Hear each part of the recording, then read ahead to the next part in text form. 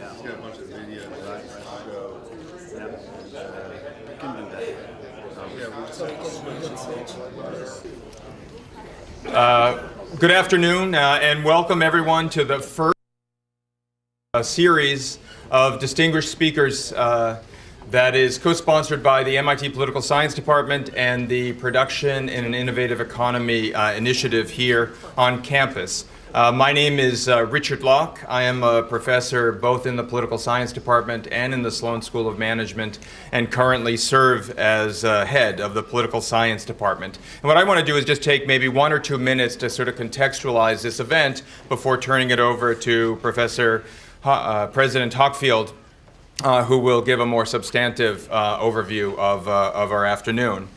When I think about what we're trying to do this afternoon, but not just this afternoon, in so many of the things that we do here at MIT, it is very much trying to fulfill the mission of this institute. And the mission of this institute is to conduct research, to do teaching, to do outreach that seeks to address some of the world's great challenges. The Department of Political Science here on campus is very much aligned with that mission, and what we try to do is research and teaching on politics and policy that allows for the kinds of innovations that take place here on campus to translate into the policy domain so that we can actually really try to solve some of the world's great challenges. And when I think of some of the great challenges facing our society today, I could think of maybe on the top of that list, it's an issue of how we can relaunch economic growth, how we can once again generate jobs, not just in this country, although today we will focus primarily on this country, but actually throughout the advanced industrial economies. Without being able to relaunch growth, without thinking of how we could maybe tap into the kinds of innovations that MIT is so good at, and translate that into a new model of economic development, of growth, of job creation, one that is truly sustainable in all the broad senses of the term, that's something that's key.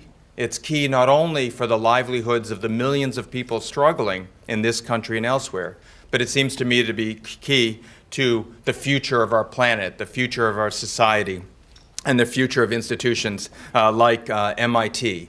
These are the kinds of issues that we hope to be talking about today. These are the issues that future seminars and speakers will be addressing in this Distinguished Speakers series. And we're really delighted to see such an incredible turnout at this first event. With that, let me just briefly introduce President Susan Hockfield. Susan has been the president of MIT now for, I would say, over 5 years, or just 5 years, or over 5 years.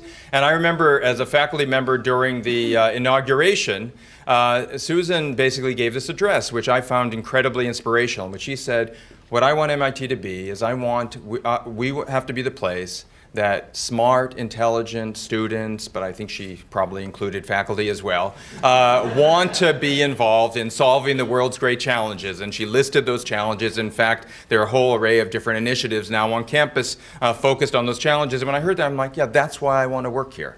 That's why I want to be here. That's why talent from all over the world comes here. That's why we have really the most amazing student body that we can have. And so with that, let me thank Susan for this initiative and thanking you for participating in this event.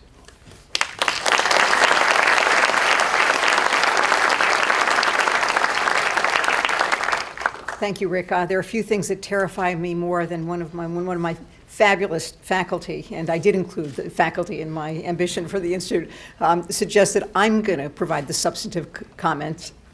Good luck. No. I always turn for substance to our magnificent faculty. I want to thank Rick for organizing today's event, but also the whole series of events that will take place over this semester and next semester. So welcome everybody. Happy to have you here. I particularly want to welcome Ron Bloom, our distinguished speaker. Ron is someone who has dedicated himself to the national conversation around manufacturing, and manufacturing as key to strengthening the economic growth of the United States. So I will try briefly to frame today's conversation, and I'm going to touch briefly on 3 topics. The first is MIT's historic connection to manufacturing. The second is the nation's current challenges as an industrial economy. And thirdly, several ways in which MIT is involved in seeking some solutions, both here on campus and with our national partners. So we just finished celebrating our 150th anniversary, so we had a chance to actually look backward. MIT is usually about inventing the future, so we're always looking forward, but we paused. We didn't actually pause. We added it to racing forward, an opportunity to think backward. And it was really actually quite revealing. One of the things we learned in the course of studying our history is that MIT's been working on manufacturing for a very long time. So in the middle of the 19th century, MIT's founder and first president, William Barton Rogers, was an observer of America's efforts to industrialize, our early industrialization, and he lamented the lack of people who grasped the principles of science and engineering firmly enough to develop the new processes and the new materials and the new machines that would be necessary to accelerate America's industrial growth as a powerhouse, as an economic powerhouse. And so he designed MIT, his new institute, to offer science and engineering taught through hands-on research and real-world problem solving. Fascinatingly, early on, so this is the middle of the 19th century, in the late 1840s, 1850s, as he was putting together his plan for what became MIT, he championed pure discovery-based research and practical applications, but most importantly, the conversation between them. And that has really animated MIT since our founding. Ultimately, Rogers' brainchild, MIT, would help drive wave after wave of technological innovation and economic growth for this country and for the world. And it's no wonder that he saw the founding of MIT in itself an act of national service. And in an important sense, today we are engaged in exactly the same mission, and it's just a new phase of the same project that William Barton Rogers began. Once again, as a nation, we find ourselves at a moment of difficult economic transition, and after more than a century of industrial success, America needs to revise its economic assumptions once again. We have to do this from time to time, but I would confess that I don't believe that we are primed with the technologies, the skills, or the strategies that the moment demands. I firmly believe that MIT can once again be of service to the nation and the world in this effort. So why would we look at manufacturing when it really feels like nothing is made in America anymore? And as I go around the nation talking about manufacturing in America, half the people I talk to say, oh, this is the most important thing for the nation, and the other half look at me quite quizzically as if, didn't you get the memo? America doesn't do manufacturing anymore. A very worrying response. So the simple answer about why we need to focus in this area is that manufacturing still remains critically important as part of the U.S. economy. In 2007, manufacturing contributed $1.6 trillion, or 13.4% of our GDP. Manufacturing provides 12 million direct production jobs. But a study that was supported by the Council on Competitiveness suggests that something more on the order of another 30 million jobs fall out of the manufacturing sector. And manufacturing jobs are not just good in themselves. The health of the sector figures prominently in our innovation capacity. We like to think that we've got a lot of scientists and engineers on our campus and on other campuses, but the truth is that about 2/3 of the scientists and engineers employed in the United States are employed by manufacturing companies, and these companies conduct 70% of U.S. R&D. Now, unfortunately, the challenges for U.S. manufacturing right now are profound, and they are frustratingly difficult. I'll give you a couple examples. 10 years ago, we enjoyed a trade surplus in advanced technology manufactured goods. Today, that category accounts for an $81 billion annual trade deficit. And what that really means is that we're buying back technologies that we invented here. And at the same time, other national governments are investing heavily in manufacturing, where our investments as a nation are lagging. Some have observed that by outsourcing manufacturing to low-wage countries, U.S. firms may have unwittingly begun to outsource our innovative capacity as well by interrupting that very important two-way flow of ideas between the factory floor and the drawing board. And I'd say that in effect, no matter how brilliant our innovations are, they will not translate into the kind of strong, durable growth and jobs that we need unless some substantial fraction of them really are made in America. So for our manufacturing sector to rise again, it's likely going to take an aggressive mix of answers, from new processes and business models to new education and training efforts to unprecedented new technologies. And I believe that MIT can make important contributions in all of these areas. Today, in aid of that mission, we're engaged in a process of inquiry. We're seeking answers to questions that may be central to America's future economic progress. Questions like, what can we learn from other high-wage nations like Germany that seem to have found a recipe for retaining key parts of their manufacturing economy? How can the United States capitalize on the new opportunities in advanced manufacturing? And what can we do to accelerate the development of path-breaking materials and technologies that will redefine manufacturing in the future? Now, in the departments across the institute, in the labs and centers, MIT faculty have been exploring these kinds of questions for years. But in the spring of 2010, we decided to focus the conversation by holding 2 manufacturing roundtables, basically calling on our faculty to share ideas across MIT and with the wider world. Through those roundtables, we discovered an enormous appetite on campus and in the broader community for digging in more deeply on manufacturing. And we knew that the American economy needed the kind of answers that MIT can provide.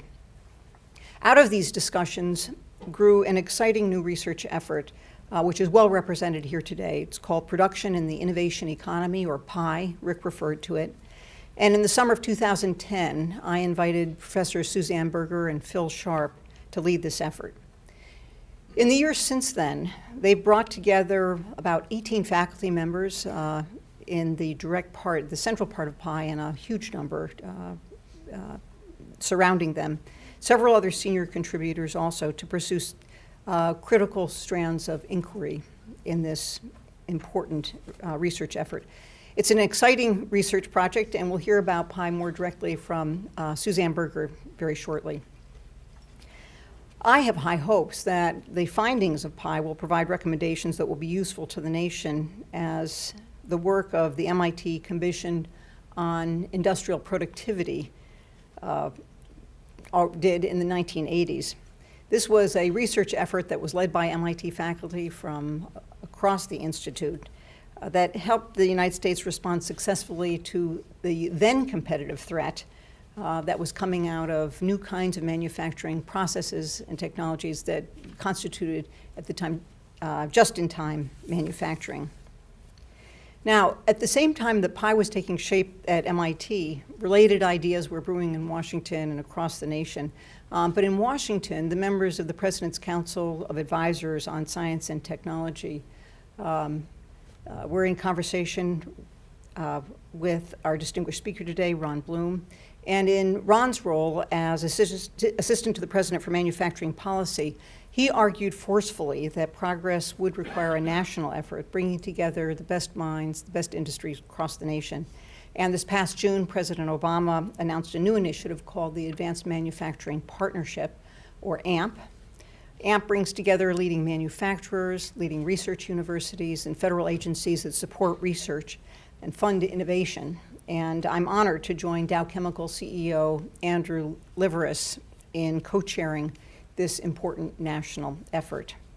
The AMP Steering Committee includes 6 universities, of course including MIT, and these are universities that have particular strength in technology, 12 corporations, including Dow, and we are actively seeking participation from other firms and institutions across the country, especially mid and small-sized companies.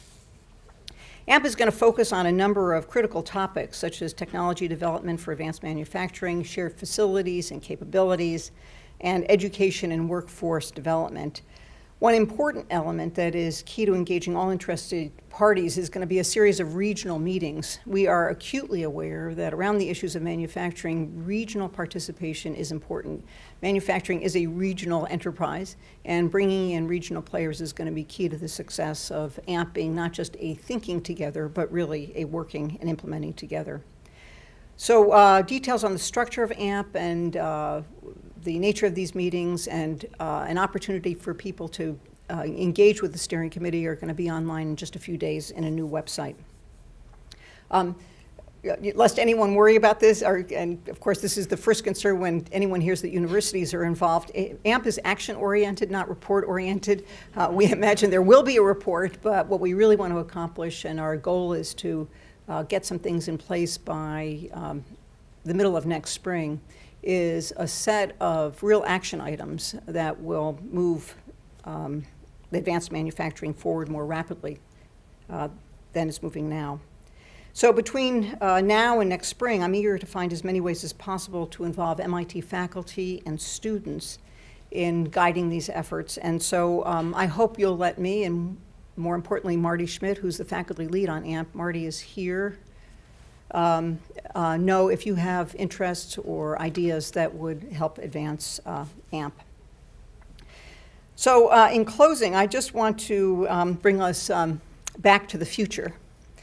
In 1989, the MIT Commission on Industrial Productivity, that was led by Professor Bob Solow, who we'll hear from later today, along with Professor Richard Lester, who is here today, and the late Michael Dertozos.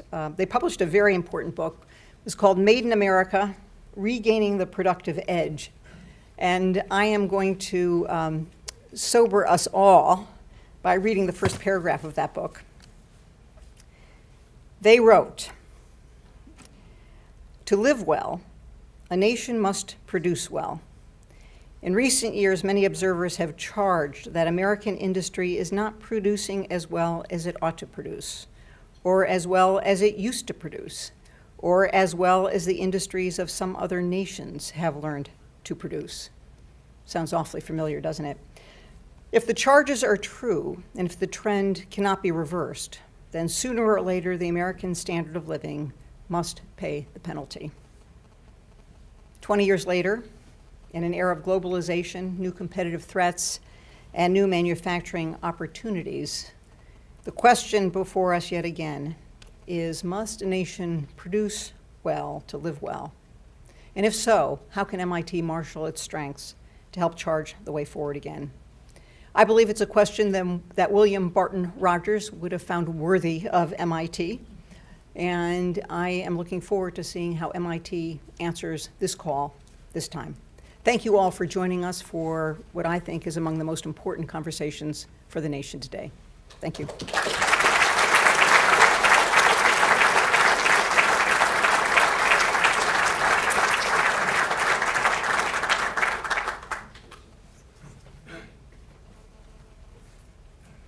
Thank you, Susan, for your terrific remarks. And now let's jump into the substance of the session. And let me introduce my great colleague and friend, Professor Suzanne Berger, professor in the Political Science Department, but also the co-chair of the Production in the Innovative Economy initiative. Thanks.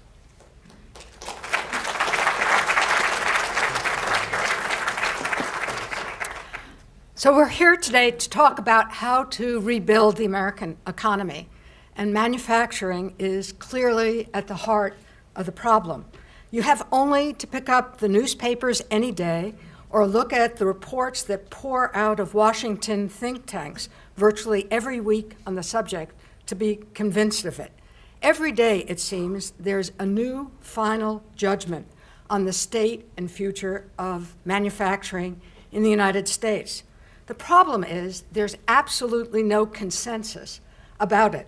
What the role of manufacturing in a dynamic economy ought to be, no consensus about what's happening or why.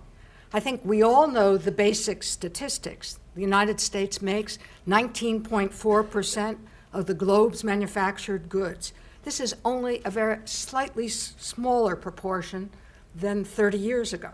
China has moved up slightly ahead of us, 19.8% of the world's manufactured goods.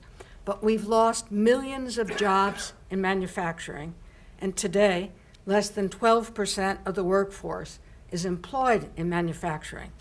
Is this a problem or not? And I think here we come to the question that Susan Hockfield left us with at the end of her talk.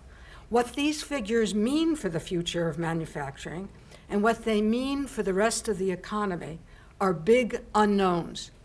By some accounts, and if you read the Boston Consulting Group's recent report, manufacturing is reviving. Chinese wages are rising, and jobs are going to return to the United States. In other accounts, manufacturing has already fallen off the cliff or off the radar screen, and it's hopeless to try to revive it and to compete with the Chinese and the Indians. Some argue that manufacturing is essential to maintaining our innovative edge. Others point out that over the last 25 years, the leading companies in our economy have done very well by focusing just on R&D and design and distribution, and they've left production to others. So there's no consensus, and honestly, there's very little research to back up any of these pronouncements. By research, I mean empirical analysis from the bottom up that starts from the fundamentals of how companies who have potentially valuable innovations coming out of their R&D centers, how these companies figure out whether or not they need to do production, where they need to do production, and how exactly they might gain the value from their own innovations. The fact is that on many of these key issues, we just lack basic understanding of what role production plays in allowing us to gain full advantage from the truly strong innovation capabilities that we know we still have in the United States. A year ago, President Hockfield asked a group of faculty from across different disciplines at the Institute to carry out research on these key questions. And 20 of us from disciplines across the Institute signed on to work on the Production in the Innovation Economy Commission. And more important, perhaps, we brought along on the project some of our most brilliant graduate students.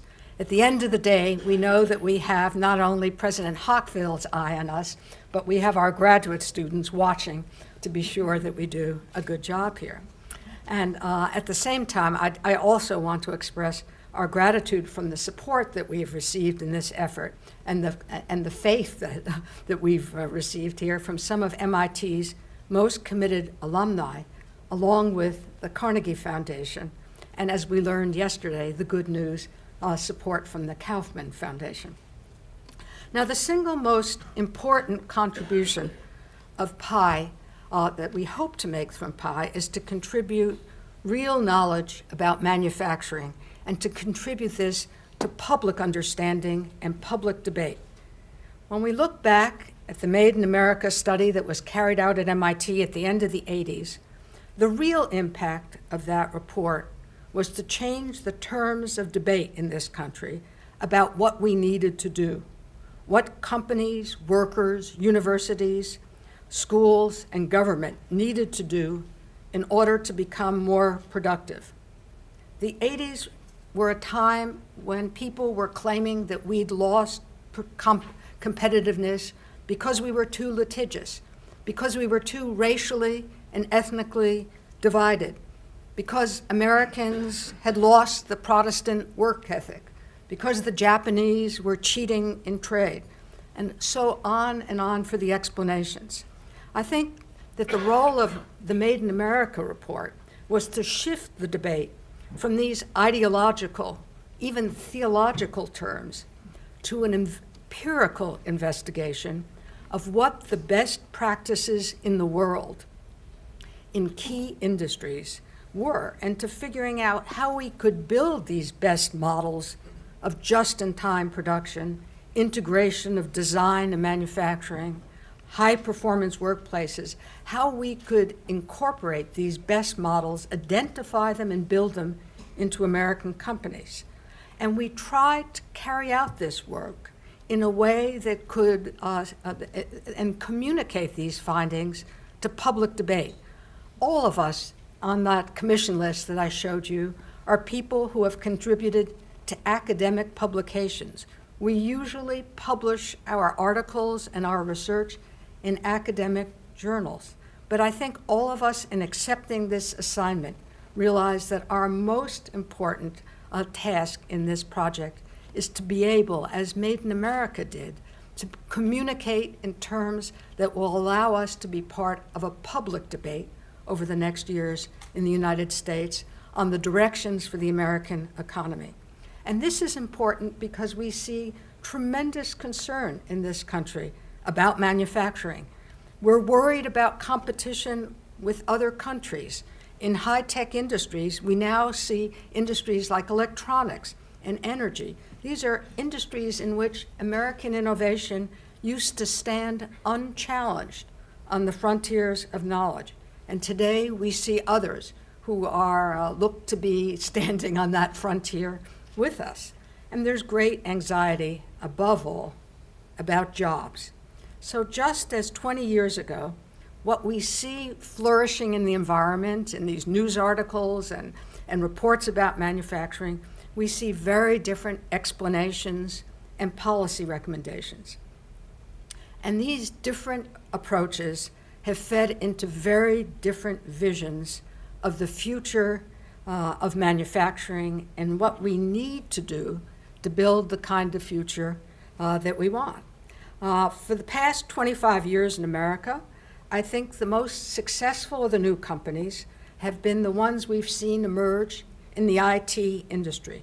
We've seen companies like Cisco, Apple, Qualcomm that have been able to do very well with a business model where they keep high value added research, development, design, and distribution. And they locate those activities in the United States. And they've moved their lower value added production and assembly to Asia. They've outsourced and offshored production, which really accounts for a relatively small fraction of the total value of, let's say, the iPods and the iPhones. And what made this separation of research and development, the separation of innovation and production possible, in part, was the modularity in information technology. And this made it possible to have this kind of separation between what took place in the United States and what was taking place in other societies. But the question is, for the future, can we do well with the same business model as we start moving into new industries in clean energy, wind, solar, new materials, biotech, batteries? And on this point, I think people are very divided. Some people feel that the IT model, the IT paradigm, is really the model for the future.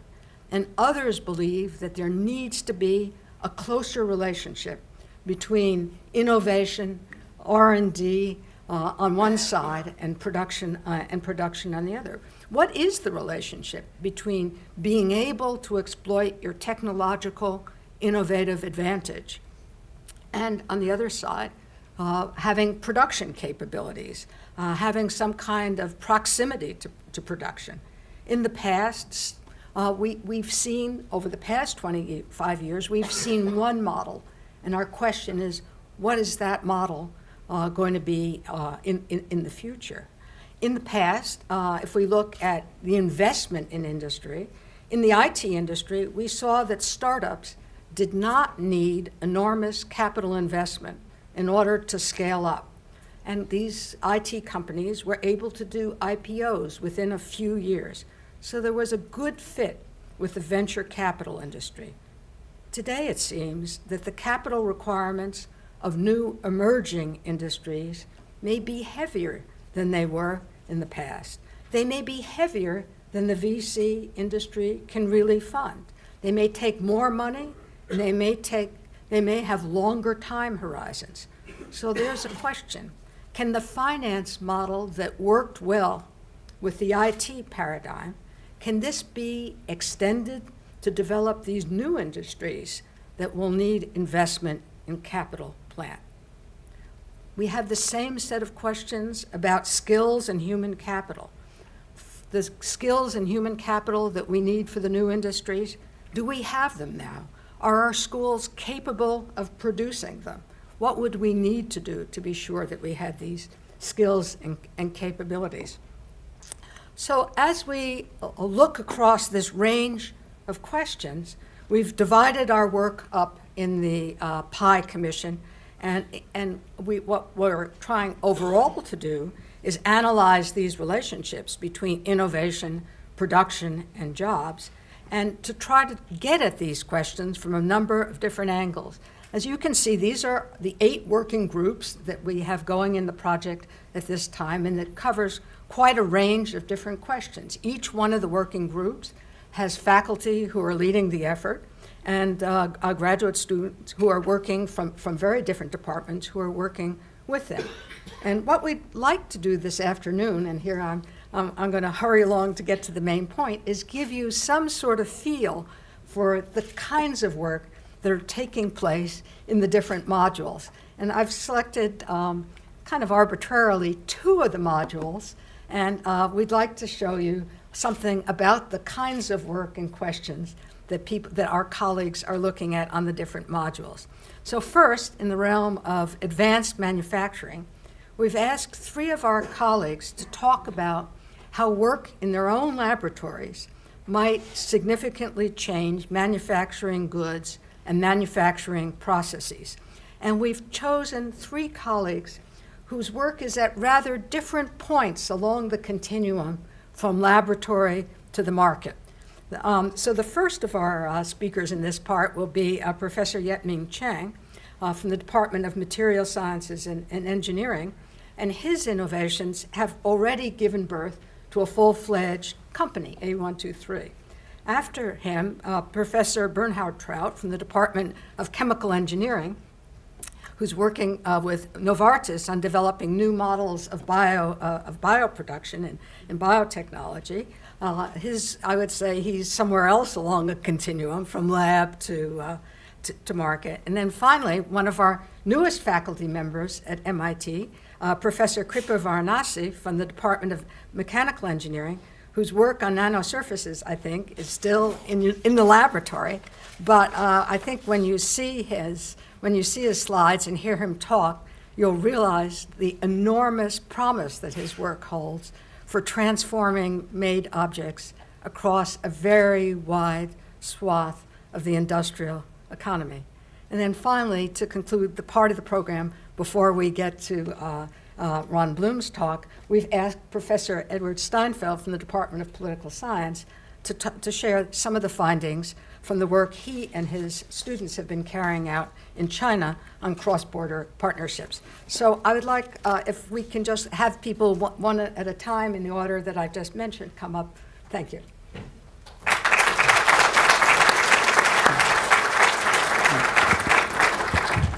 Thank you, Suzanne, and thank you, Susan. I can't answer some of the big questions that Suzanne posed, but I can give you a case study, right? And that's what I'd like to do. If I could have the first slide, or maybe I have control. Terrific, all right. All right, I'm Yetming Chang, Material Science and Engineering. And let's see, so I'd like to give you, I'm sorry, I think I'm wired here. I'd like to give you an example in emerging energy technologies, advanced batteries. And this slide shows you some of the products that our batteries are in. And just to show you that we also value our academic colleagues, here's the Ohio State Buckeye Bullet. They happen to be in the business of setting land speed records. We are not, but our batteries are powering that vehicle. Set a land speed record a few months ago, 308 miles per hour, right, at Bonneville. So let's see. First of all, I want to say that I'm part of the emerging energy cluster. Right? And this is from Ed Roberts and Chuck Easley's study in 2009. And there's a slide before this I don't have, which shows the biotech cluster. And the point of this slide is to show the density of companies in energy that are coming out. So I wanted to make a couple of points. First of all, that in the Boston area, we have arguably the largest concentration of advanced battery companies on the planet. Right? At MIT alone, we have 4 startup companies out of MIT that were funded by ARPA-E in either the battery or capacitor area. Right? That's a higher density than any other university for sure. Right? And so you see some of the other numbers down here at the bottom, which tells us why our government should continue to support research universities. But I'll tell you specifically about A123 and then about a newer company, 24M. And to get to the A123 story, this was a technology that was developed right over in our labs in Building 13, fourth floor of Building 13 on the other side of campus. And what was the innovation? It was a battery chemistry, a set of battery materials that could produce, in this case, a power tool that would give you twice the power that you could get out of a corded tool. Right? So you could cut the cord, have more power. Right? What was interesting about this is that, first of all, it took only 33 months to go from the MIT lab to mass production.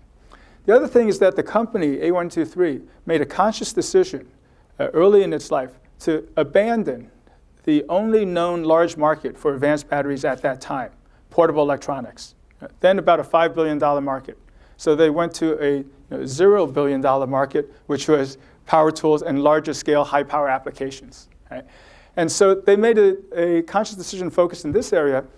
And having developed the chemistry and prototype devices here in the Boston area, the question was, how do you do manufacturing? Right?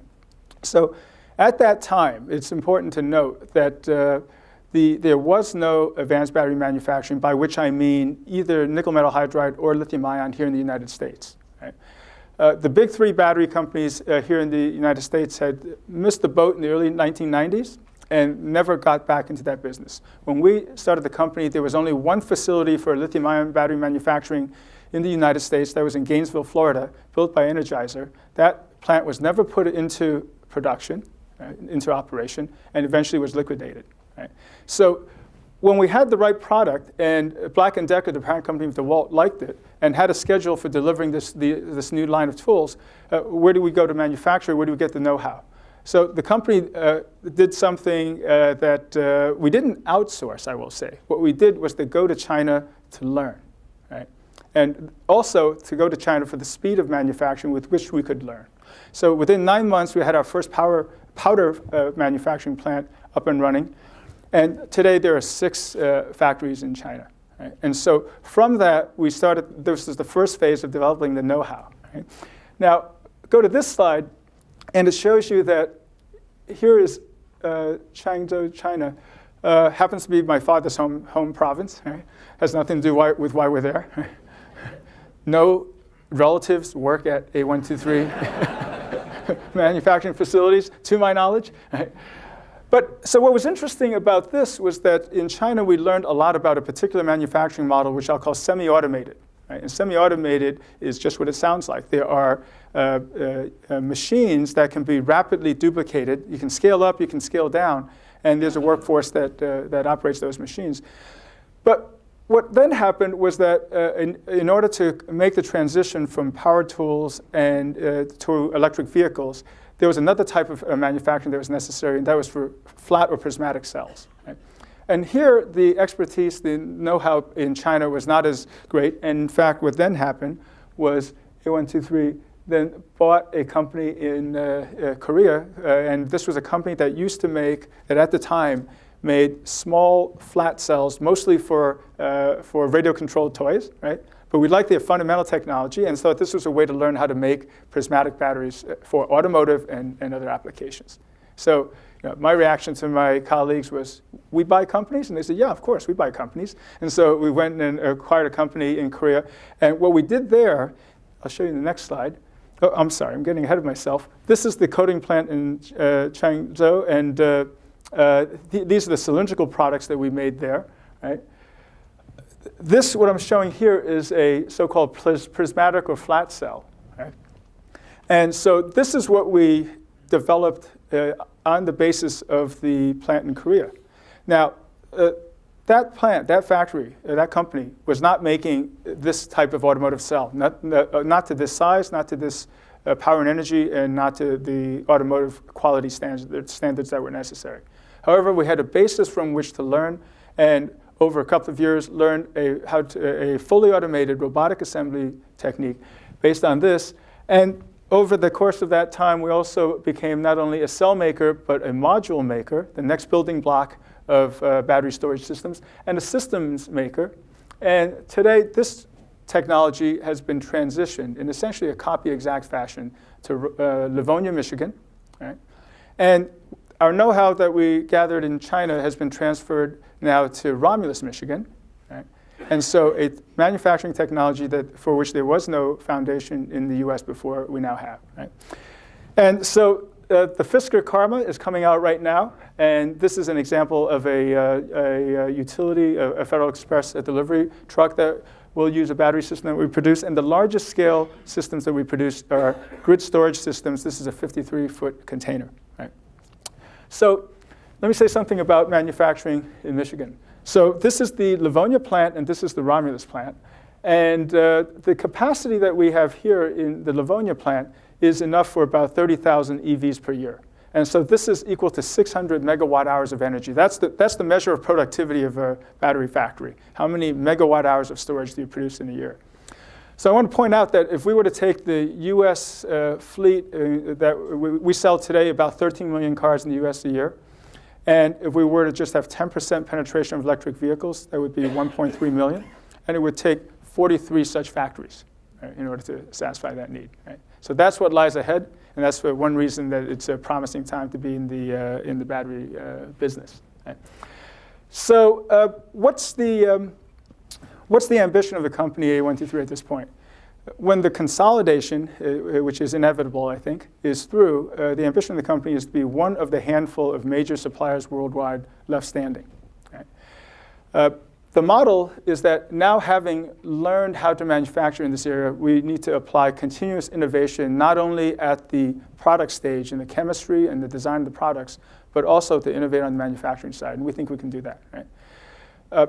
The competition is very strong, and I'll tell you what the key factors that the competition has to their advantage.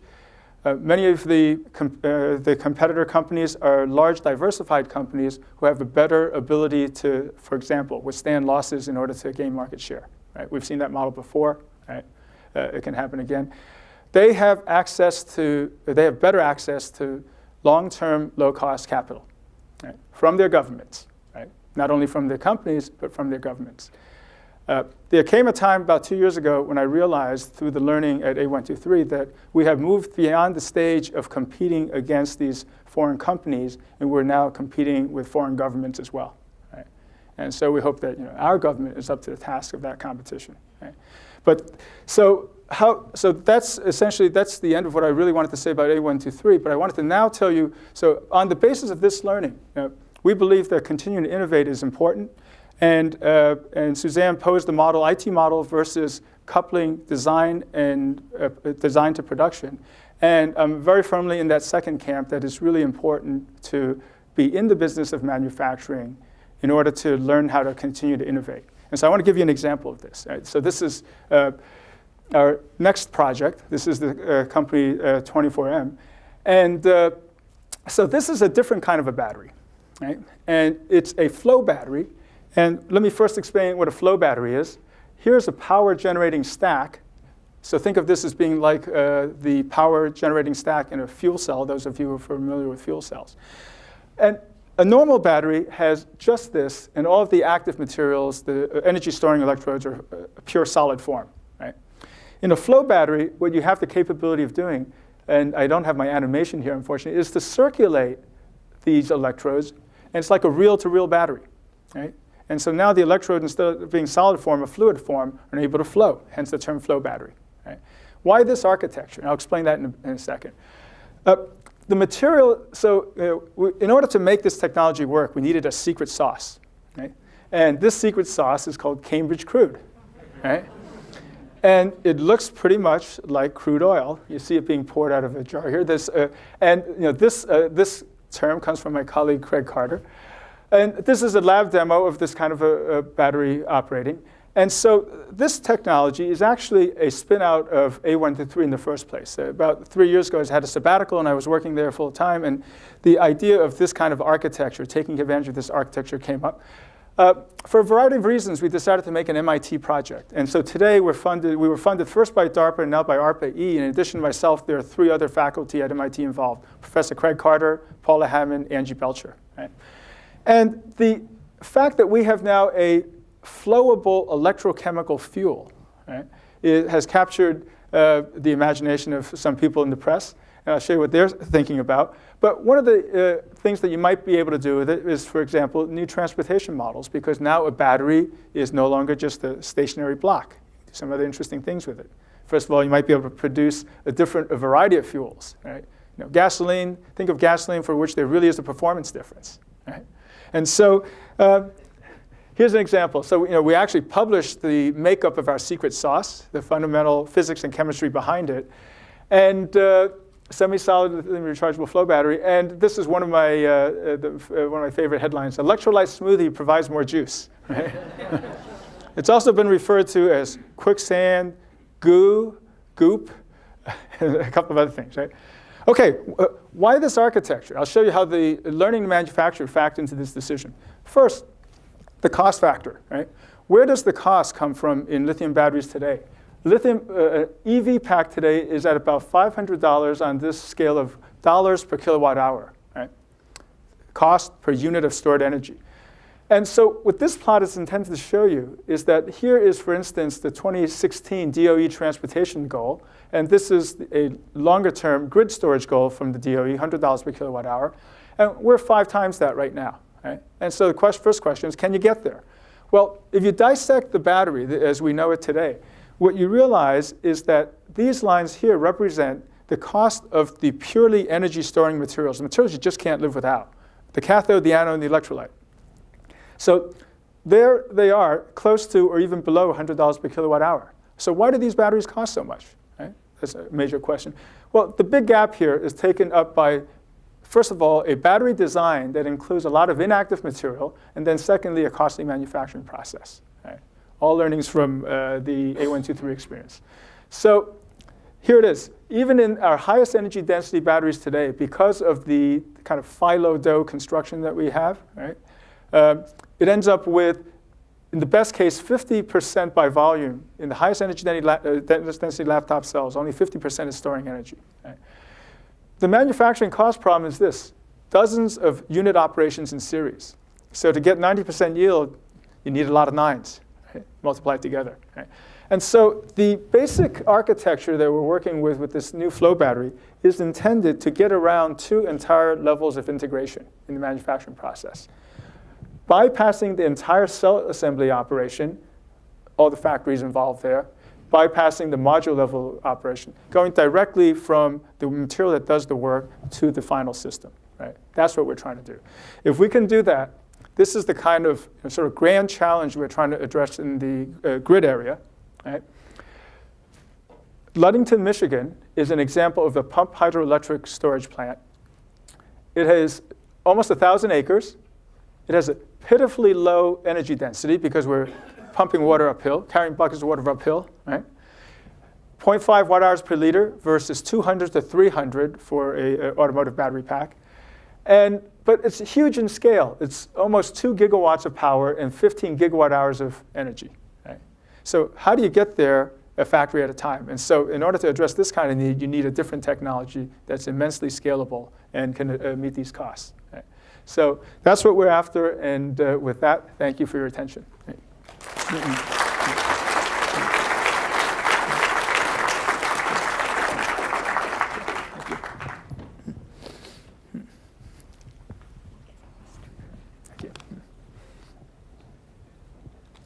Okay. Ron Bloom, Susan Hockfield, and Suzanne Berger, Phil Sharp, and distinguished guests, thank you very much for the opportunity for me to speak here today and tell you about manufacturing in the pharmaceutical industry. My name is Bernhard Trout, and I'm a professor of chemical engineering, and I'm also director of the Novartis MIT Center for Continuous Manufacturing. So I'm going to tell you a bit about more the macroscopic side of an industry, the pharmaceutical industry. So not only are we going to address manufacturing, but another area that's very much, I think, on all of our minds, and certainly in minds of our folks in Washington, is healthcare. And manufacturing, I think, innovations in manufacturing in the pharmaceutical industry can address, I think, much more broadly, not just jobs in America and maybe in the West or developed world, but also can address healthcare issues more broadly. So one question I want to ask, I'll tell you the industry as a whole, pharmaceutical industry is about $600 million a year industry worldwide. And I just want to ask, think in your mind about what fraction of that do you think is manufacturing? And I think this follows very much from Susan Hockfield's remarks. As little as we think about manufacturing in the US, I think in general we think even less about pharmaceutical manufacturing. You might wonder what's in Yetming's batteries or Apple iPads or whatever, but we usually don't think much. How did they make those pills? Okay. So the answer to that is total costs to the industry are approximately 20 to 25%. I don't have a detailed number, but I'm extrapolating this from the cost that we've been dealing with and the kind of projects that we've been working on here at MIT, and the cost that we're addressing in terms of manufacturing. So it's actually an extremely large part of the pharmaceutical industry in general. You may have all heard there's, like other aspects of the industry, there's a steady and increasing trend to outsourcing. In pharmaceuticals, I don't know if it's better or worse than other industries per se, but I know in pharmaceutical industry, for the most part, companies want to not deal with manufacturing. I think that for the most part, pharmaceutical companies would be very happy to discover or in-license pharmaceuticals, market them, go through clinical trials and all the things necessary, and then they'd be perfectly happy to outsource manufacturing. I think the other big trend in the industry, which we've all heard of, is the blockbusters, perhaps fewer and fewer blockbusters being found and going over this cliff of blockbusters when multi-billion-dollar drugs then go off patent and the costs are much lower, and then the brand pharmaceutical companies lose tremendous amounts of income, and with that, they've been less and less successful in finding new drugs, new pharmaceuticals to address that. And part of that is the model for blockbusters. The other aspect of the industry, the other trend, which I think we've all heard, is mergers. There have been many tremendous mergers encompassing most of the industry over the past several years, with Pfizer and Wyeth, Merck and Schering-Plough, Roche and Genentech, just to name a few. I guess recently I should mention Sanofi, Aventis, and Genzyme. So I think those mergers are an indication of the pharmaceutical industry's need to continue to be profitable with the challenge of not being able to find new drugs and manufacture them and deliver them. Okay, so what can innovation do? And I want to emphasize from the beginning too, I think innovation is an essential part of transforming pharmaceutical manufacturing, but it's by no means the sole part. Okay, there are other aspects to it, and I think many of those were alluded to earlier, and those involve new ways of thinking about doing business and new mindsets. So I'm going to focus, though, on the innovation aspect. Related, though, we should always think about the mindset change, which is an essential part of it. Okay, so here's the current state of the art. It's called batch manufacturing. And so just imagine a facility, very large facility, many floors, high ceilings, very large hallways, and very large elevators, and lots of storage units for intermediates. And lots of forklifts going around moving materials from one storage area to another storage area, down hallways, up elevators, down elevators. So for a 12-step process, step 3 may be on the second floor on the northeast side. Step 4 may be in the, southwest part on a different floor. And it all looks extremely inefficient. Furthermore, there's a division between what's called in the industry drug substance and drug product. So drug substance is making the pharmaceutical ingredient itself, And then generally that's shipped either by boat or truck if it's on land to another plant, could very well be halfway around the world, to then take that drug substance, blend it together as needed, and further process it to make a drug product, okay, which are the tablets, for example. Other dosage forms are possible too. So with Novartis and MIT looked together with Novartis at the industry, and Novartis also did independent studies, and we all said to ourselves, well, let's just think about it. Given these issues, what's the future of the pharmaceutical industry? And let's see how we can reach that future. And so I think that was the seed of this, the Novartis MIT Center for Continuous Manufacturing. The other set of figures that I want to put very much related to this, just related to cost, what we call operational asset effectiveness, that's use of capital investments, is something like 20 to 30%. That means 70 to 80% of the time, those capital investments are not being used. In other words, we're effectively throwing away a substantial amount of capital investments. I know many of you are in business. Could you imagine going to your boss or your board or your shareholders and say, well, we'd like to invest in this new facility, and we'd like to throw out 70% of it and not use 70% of our capital allocations. Probably wouldn't fly very well, unless you're in the pharmaceutical industry. The other thing related to this is a 200 to 300 day throughput time from precursors to making the final tablets. And you could just imagine the cost of inventory and the other costs involved with that large throughput time, not to mention the inflexibility. If you've got to plan a year in advance, particularly if these are life-saving drugs, you've got to put in a lot of redundancy to make sure that you cannot stock out of those. Okay, so as I said, we, together with Novartis, looked at what the future of this industry would be, and this is this vision of continuous manufacturing, which I'd like to share with you today. So currently, traditional manufacturing are these disconnected process steps that I mentioned. The next phase, which is being worked on now, and there are, I think, various applications to regulatory bodies like the FDA for implementation of what we call quality by design. It's still batch manufacturing, but the idea is that the impact of the various process steps on each other are understood, so at least the whole process can be a bit more efficient. The real goal, and we anticipate significant transformation of the industry starting in 2020, although facilities before then, is what we call continuous manufacturing. And the idea behind this is seamlessly integrated and well-characterized processes. Okay? So what we call this, for those of you who might be familiar with some of the terms, as I mentioned also, the ultimate in quality by design. That means having a very detailed process understanding and understand the process as a whole with a systems approach. So we incorporate flow, continuous meaning continuous flow, but that's only a small part of it. We also incorporate integration end-to-end, so the drug substance and drug product are integrated. The systems approach, so we design the process as a whole, and we implement new technologies thinking about the process as a whole.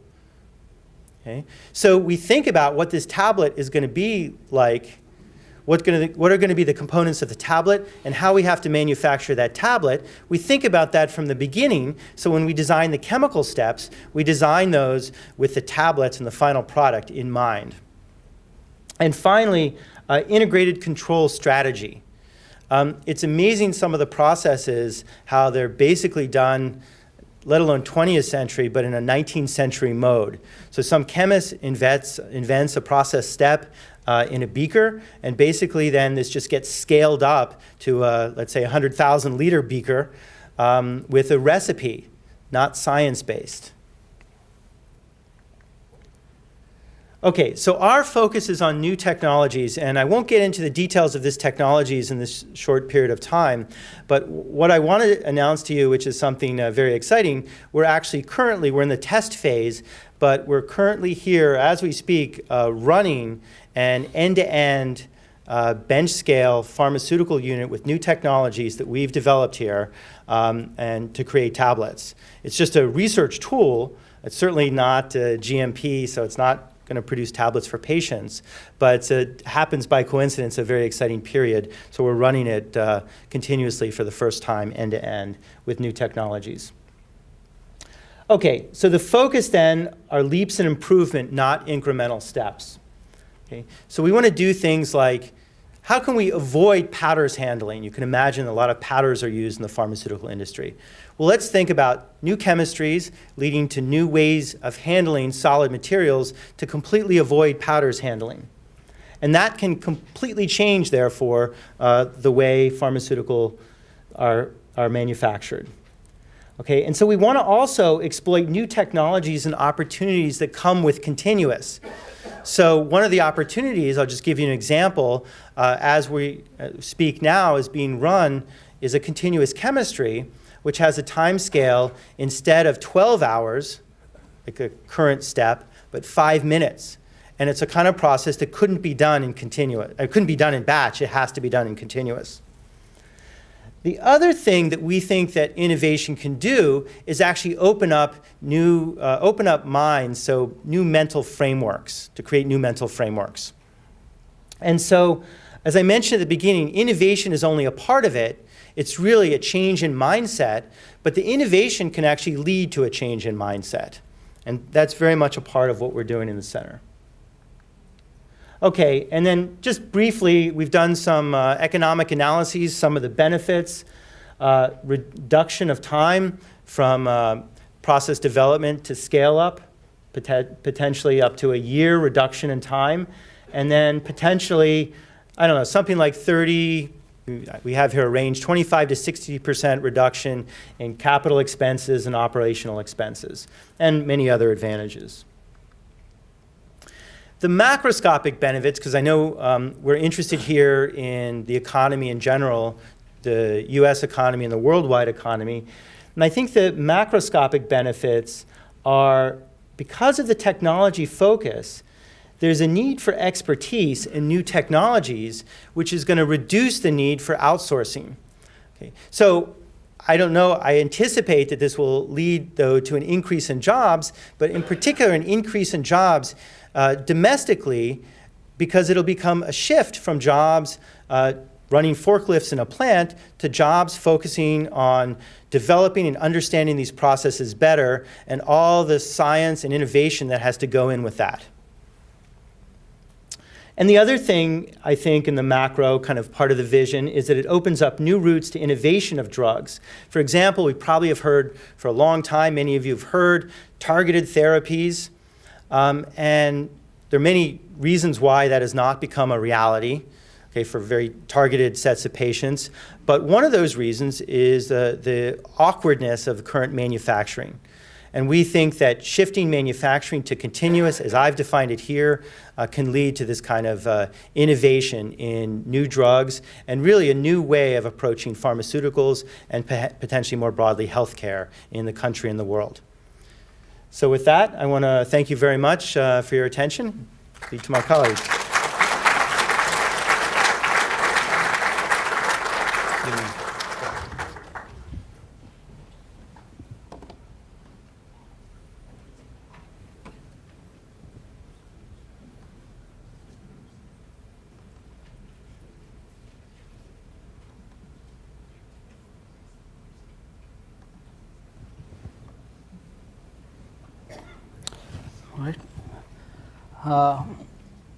So once again, I'd like to thank Professor Berger and President Hockfield for giving me this opportunity. I'm Kripa Varanasi. I'm in the Mechanical Engineering Department. So the research that we focus on in our group is on surfaces and coatings that can significantly or dramatically improve efficiency in a variety of different industrial systems, ranging from energy, water, agriculture to transportation, and so on. So we take a lot of inspiration from nature, where there are variety of different surfaces, including things like lotus leaves that are self-cleaning, to butterflies that can repel water, to these desert beetles and plants that have evolved to actually collect water more efficiently. So what I'd like to show in this talk is what we are doing in terms of fundamentally changing these surface interactions, where many phenomena, including energy, momentum, mass transfer, happen to significantly improve their efficiency. And I want to show that can lead to like a coatings, a manufacturing platform for coating technologies that could be applied to both retrofit as well as new unit sort of opportunities. So where I got started was I used to work at GE, working on steam turbines, which is like a 100-year-old technology.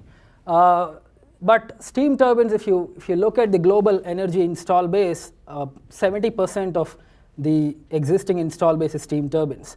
And there is a problem that it's like a 100-year-old problem, which is based on how steam expands through this turbine. And as it expands, it basically gives out its energy. It forms droplets, and it starts to attach itself to these blades. And soon and sheds off these blades as much larger droplets. And that actually leads to the turbine now doing work on these droplets rather than steam doing work on the turbine. That accounts for almost 25% of the losses in a steam turbine. Now, if you were to be able to fix that problem, you can actually gain efficiency benefits on the order of 5% at a power plant level.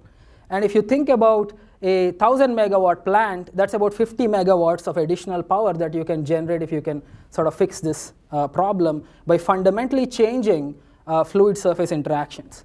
So what I show here is a video of how a high-speed video of how a droplet interacts with a regular steam turbine kind of a blade. It sticks and it basically attaches itself to the blade. Now what we want to develop is, so there have been, since this is a 100-year-old problem, there have been a lot of system level efforts to address this, but not very successful. And what we want to do is to develop surfaces for tomorrow's steam turbines that can completely repel droplets from the surface. So now how can we do this? In a steam turbine kind of an environment, it requires that we invent new materials as well as new manufacturing sort of techniques. So this is a sort of a busy slide, but I wanted to put it out because coatings and surfaces are sort of, it's ubiquitous. It's everywhere, right? Surfaces are everywhere. Most of these thermal fluid interactions happen on surfaces. So I'll talk about power plants a little bit, but look at things like icing that happen on aircraft engines or even in aircraft. It's a surface problem. We're looking at ice-phobic surfaces to prevent ice buildup. And to de-ice, you would end up using almost like 5% of engine output to de-ice. So if you were to fix this problem, that's another energy efficient, improving energy efficiency. You can look at buildings, you can look at electronics cooling, where heat fluxes now approach that of a nuclear power plant. Your laptop gets hot, how does the heat get out from there to the ambient? And again, surfaces play a key role. Look at oil and gas. If you go to deep sea kind of applications, which is actually now 40% of our oil comes from offshore, problems like hydrates and other things that build up become an important issue. And I think, again, it's a surface, fundamentally changing the surface can actually address these. And again, desalination, you have similar things. You're boiling, if you look at thermal desalination, you're boiling and condensing water, so it again sort of sits there. And even in agriculture, where water recovery is very important, again there, changing surfaces plays a huge role. So what we are trying to do is fundamentally alter these interactions at the surface for energy efficiency. So let me take the example of a power plant. We all know how a power plant works. You boil water, you then run it through a turbine, you condense it, and you kind of loop through this cycle. And we talked about this moisture problem. So the other two elements are these heat exchangers, where you have boiling taking place like a reactor, and this condenser where you're condensing water. Typically everything occurs in a so-called film mode of condensation, where water basically condenses and sits as a film and becomes a thermal barrier. But now if you were to change this to a drop mode of condensation, where you can continuously remove droplets from the surface, and that can actually lead to significant heat transfer enhancements and overall efficiencies at a plant level. The same thing happens for boilers, and here we are looking at the opposite effect of preventing vapor. So as you boil, you're forming vapor, so you're trying to prevent this vapor to come together and form a vapor film, which is a thermal barrier. So if you were to do all this, and if you were to deploy these technologies, you're looking at conservatively 8 to 10% efficiency benefits. That for a 1,000 megawatt plant, again, is 100 megawatts or 101 megawatt wind turbines, right? So, so how do we go about actually doing this? So this is a quick example of the kind of surfaces that we do in my lab. So what I'm showing here is a hot surface on which you are putting a droplet. What's going on here is this droplet is bouncing off. You must have experienced this in your, if you have a hot pan in your kitchen and you put water, it bounces off. And that's the so-called lead-in frost effect, because you form vapor right away and that water bounces off this vapor. And this was in fact a problem in the recent Fukushima disaster as well, where you're trying to cool this hot fuel rods and you can't really get the water there because you're forming vapor. So now, and this is again an inherent limitation in power plants. So if we were to now go to our nano-engineered surfaces that are highly wetting, so we let liquid to completely wet, even at very, very high temperatures, what we have invented is a new surface that can hold the droplets there and continuously re-wet and undergo boiling. Right? So there's a dramatic difference going from existing sort of surfaces to our nano-engineered surfaces, where we can now shoot to very, very high temperatures, where we can still undergo boiling. And so we are looking at using this for both electronics cooling as well as for power generation sort of industry. So on the other end is our condensers. What I'm going to show you here is how water condenses and how we were able to image this at very, very small length scales, even in an SEM. And typically, as water condenses on a surface, it happens very randomly. So these are small water droplets that are forming and sort of growing on the surface. And this leads to sort of a film formation on the surface and therefore inefficiencies in condensation heat exchange. So we've sort of used, inspired by this beetle in the Namib deserts that can collect water out of fog, because it has this unique surface architecture of hydrophilic and hydrophobic regions that can both capture water and dislodge it. We were able to create new surfaces that are now, can control how water even forms on a surface. So we can actually cause water to form where we want it to form and even control the initial formation process. So why does this help? It actually helps in creating new surfaces for condenser tubes that could then be applied to improve efficiency. So we built a unique facility to measure heat transfer coefficients that occur, that can simulate real power plant sort of conditions. And this was actually built by a graduate student in my group, which is a fairly complicated system. And he's right here, Adam Paxson, who's done outstanding work in developing this. So what we are able to show is between an uncoated surface where you can form films to a coated surface where you can shed droplets, we have now a pathway to really go to improving efficiency for a condensing surface. But now we need to really look at how to scale this up so that we can coat 100-foot long tubes in real condensing applications. So quick look at what is the potential impact of this for global power generation. We know that from IEA predictions that the install base is supposed to double by 2030. Okay, so if we look at what are the existing technologies, you have conventional steam plants, you have nuclear, you have combined cycle plants, and hydro. And so existing install base, 70% of today's install base is basically steam plants. Okay, so I think that's a huge number there.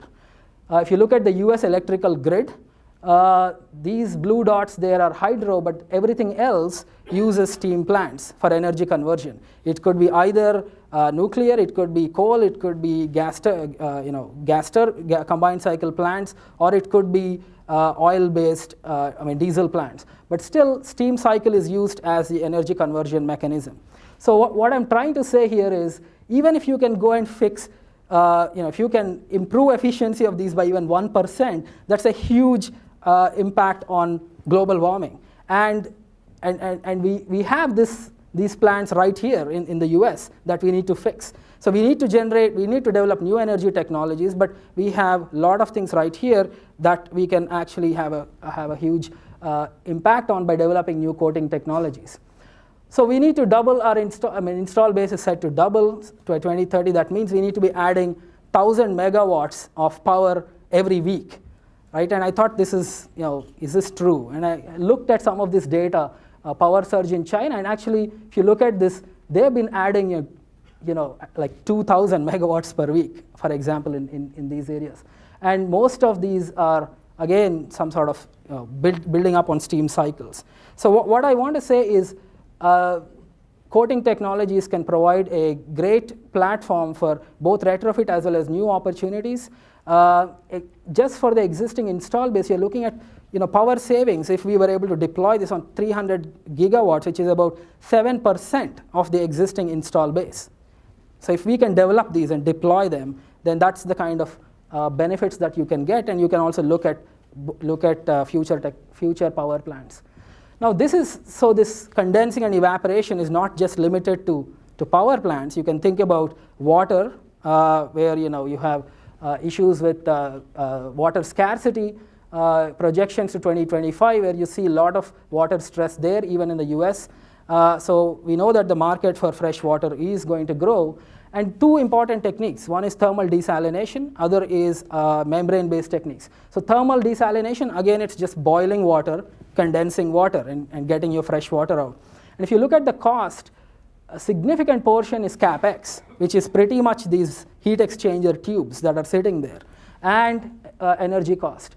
So if you were able to make these efficient, again, by improving these by these new surface and coating technologies, then there's a potential to slash these down and significantly drive down the cost of water.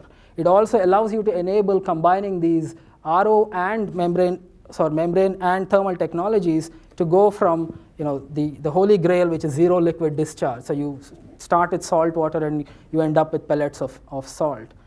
So it applies to both energy, water. It has applications in electronics cooling. One more thing that I wanted to touch on is on ice and things like hydrates, which look like two different areas, but they have similarities.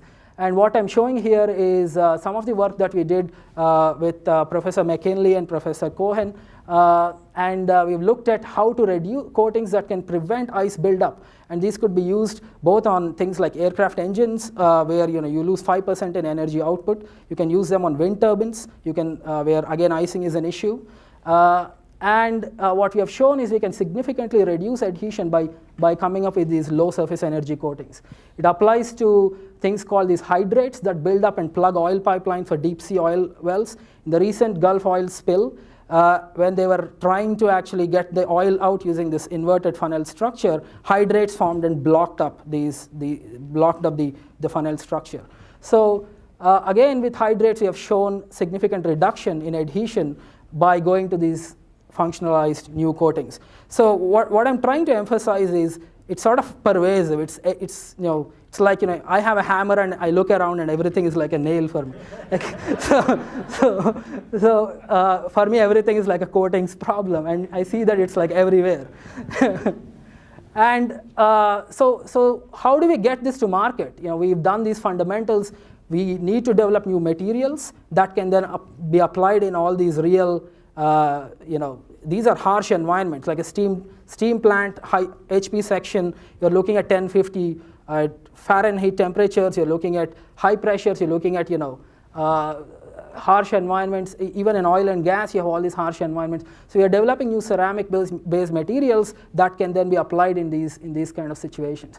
We need a scalable manufacturing platform to take these developments and actually create these surface textures and put them onto things like turbine blades or heat exchanger tubes or wind turbine blades and so on. So I think for path to market, we have integration of various disciplines here. We're looking at thermal sciences, material science, manufacturing, and we need our scalable techniques to be able to then take it to the market.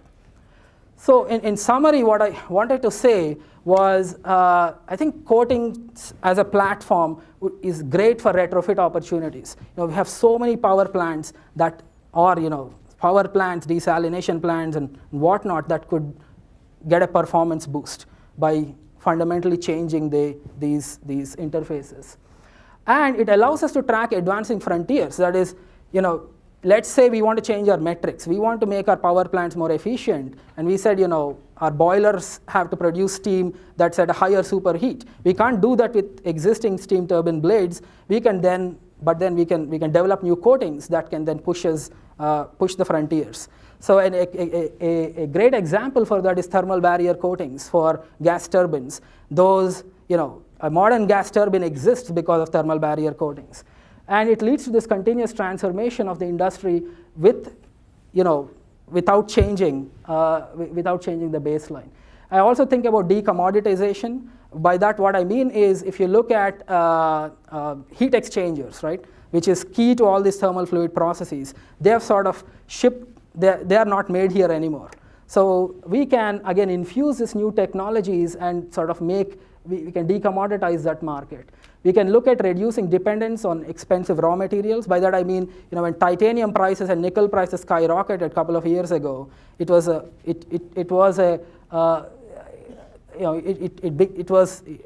challenge for aerospace industry. But we can then move the functionality to the coatings and do that. Likewise, this requires co-location of all these different skills and integration of all these different skills. So I think in summary, I want to say that this is I think it's a great platform to both, for multiple industries to address our global energy and water challenges and also establish a manufacturing platform. Thank you.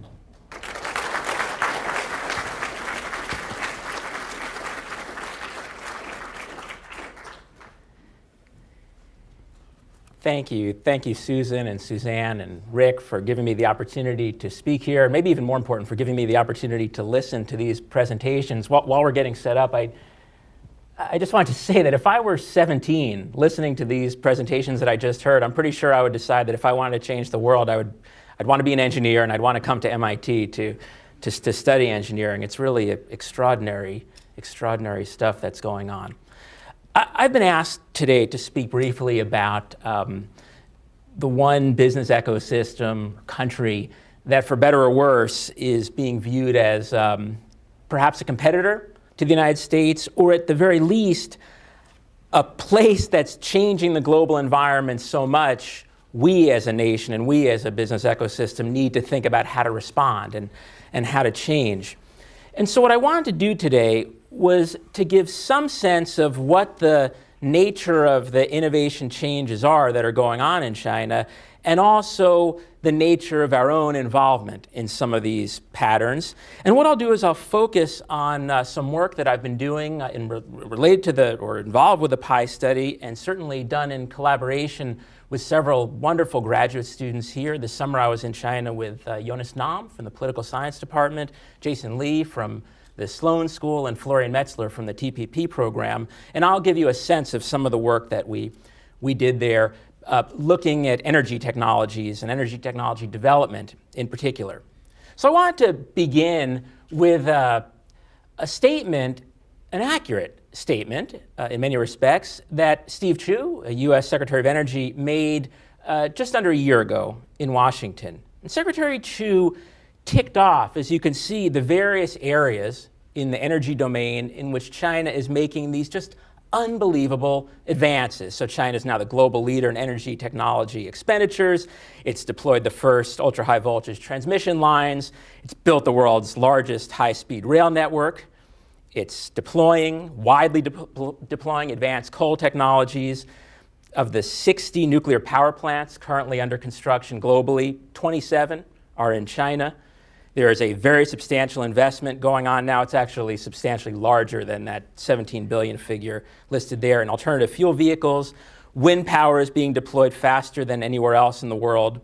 And China, as we know from recent political issues that have arisen, China is the largest producer and exporter of solar PV panels, mostly in crystalline silicon. And so Secretary Chu's punchline here, his conclusion, was that this really should be seen as a Sputnik moment for the United States, and we need to respond. In his speech, the Secretary mentioned pumping more money into upstream research, I don't disagree with that, but I'll provide a slightly different perspective.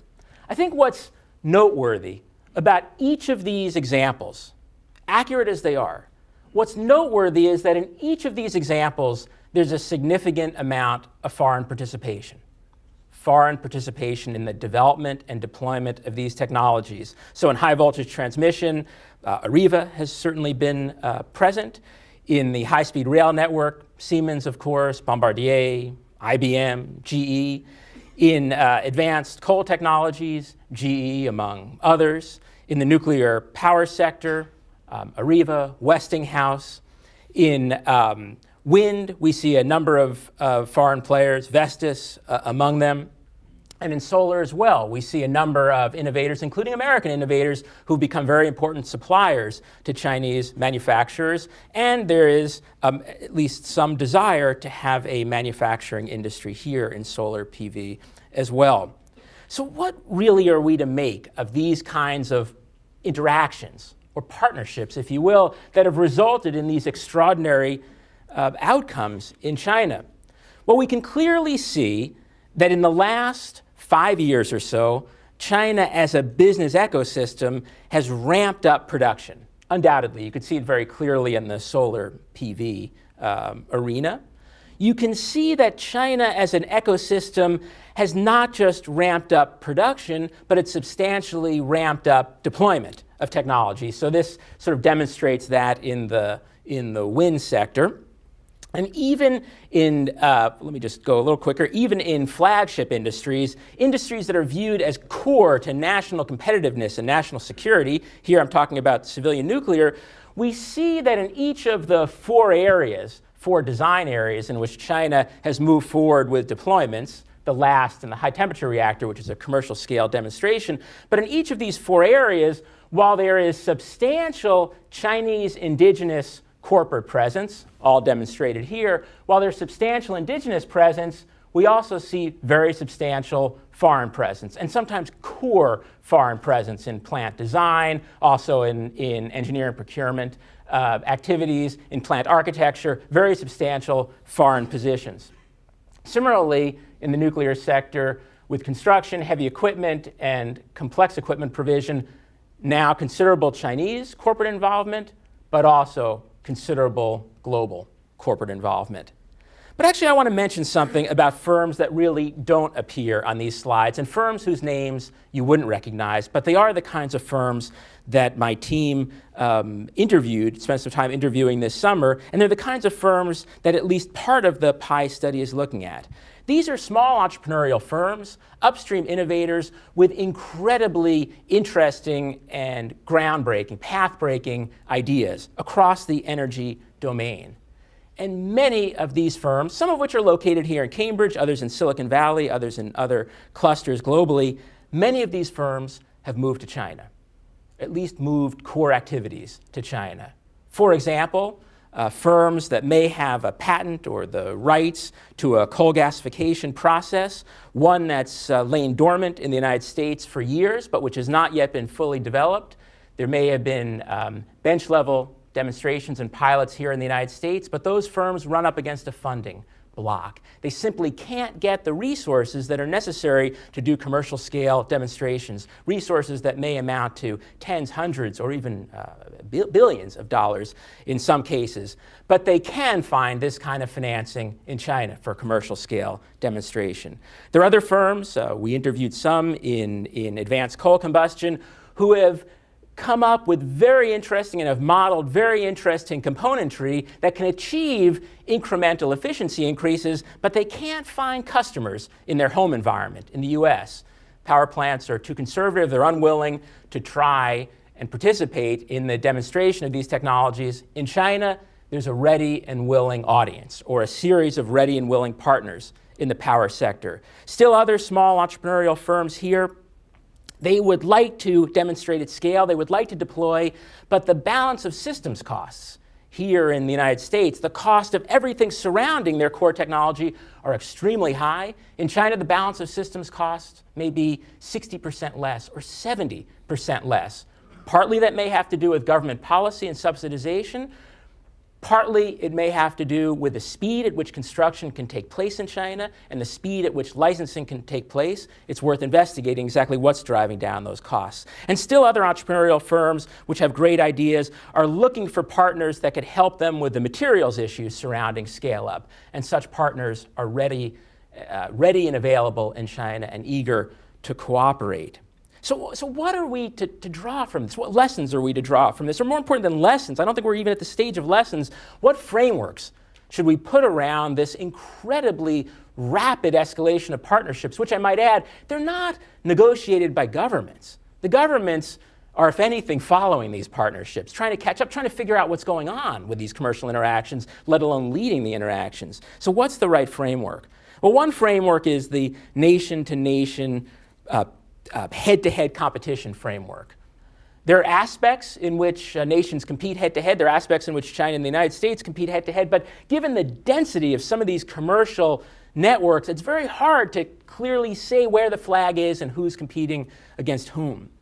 Second, there's a kind of framework that says this is about knowledge transfer.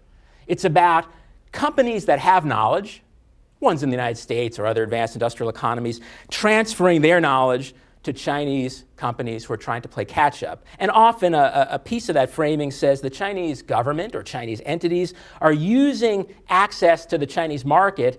They're using that as leverage to force the transfer of knowledge. There are undoubtedly instances of that. But I don't think that's exactly the framework that captures what's happening here. Particularly because what we see moving are not mature technologies. It's not knowledge that's embedded in a mature product. It's knowledge about a piece of a product. It's knowledge about a piece of a process which somehow has to be combined with other knowledge in a drawn-out development process that will ultimately, somewhere down the road, be demonstrated at scale and possibly commercialized. So my conclusion is actually something similar to what Suzanne Berger said and what came up a number of times through the presentations. And that conclusion is informed by work that my colleague and friend Richard Lester and his team have done in the energy area. And the conclusion is this: not all innovation looks like electronics and IT. Energy-related innovation in particular doesn't look like what happens in electronics and IT. It's not the case in the energy domain that there are big ideas upstream which can be clearly defined and which can clearly be demarcated to capture all the value and then can be cleanly handed off to somebody downstream who will figure out how to mass produce this and maybe capture a tiny sliver of the remaining value. Rather, energy systems are intensely complex. They're systems, not single technologies. They're compilations of mature and immature technologies that have to be integrated. That itself requires innovation. They're big systems. They're often incredibly expensive systems, ones with very long, drawn-out product cycles. And while there is wonderful work to be done in upstream innovation, there is equally important innovation work to be done where the systems are demonstrated at scale. There's still more innovation to be done where the systems are first deployed, where early adopters are willing to try them out. And there's still more innovation that happens after the systems are fully deployed and commercialized, but still need follow-on improvements for the next round of upgrades. The point is this: the American economy and our local ecosystem has been very effective in stimulating, in the energy domain, upstream innovation. We have not, I would argue, been as effective in providing the financing or even some of the know-how for commercial scale demonstration in certain areas, for early adoption, and then for follow-on improvements in use. The Chinese ecosystem has, in a complementary fashion, provided opportunities for commercial scale demonstration and financing for commercial scale demonstration, early adoption, and extensive deployment at commercial scale. So what are we to conclude? Well, we face decisions in this country, complicated decisions, not easy decisions. The Chinese economy, the ecosystem, by providing these opportunities for their own indigenous innovators and for American and other global innovators, that ecosystem is absorbing tremendous amounts of risk. It's absorbing tremendous amounts of financial risk by throwing money at many different interesting technologies and technology systems. It's absorbing safety issues, safety risk by deploying many of these systems. But it's also ensuring that at least certain kinds of critical innovation, particularly downstream in the commercialization and scale-up phases, it's ensuring that that innovation will happen on its soil and its geography, not only by Chinese, but certainly in its geography.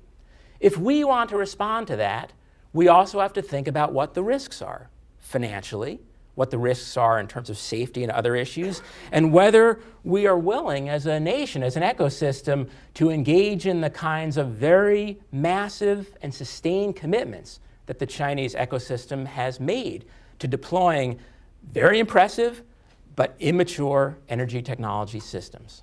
Thanks.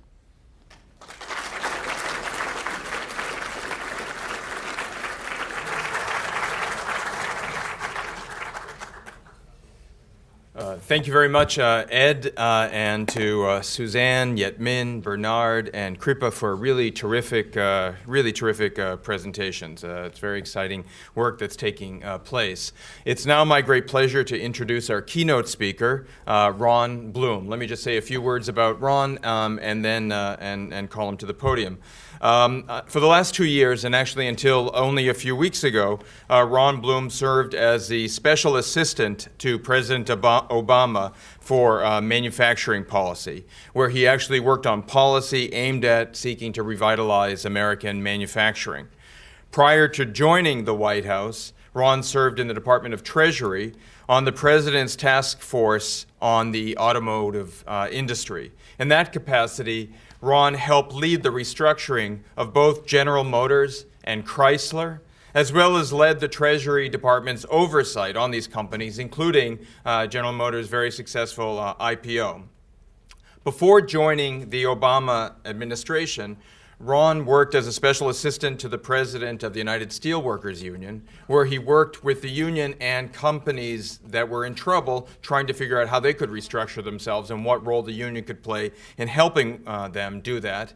And interesting enough, even before joining the USW, the Steelworkers Union, he worked as an investment banker, of which some of his practice was working with companies and with unions who were seeking to restructure themselves, given shifting economic development. It seems to me that there could be no better speaker than Ron Bloom, given his experience and knowledge in the array of different fields that he's worked on, to be able to speak to us today about what, if anything, we can do to remake the American economy. Now, the structure of this session will be that Ron will present, then Professor Bob Solow will come up and give a commentary, and then Professor Tom Koken will moderate an open question and answer session. And with that, Ron Bloom, thank you for joining.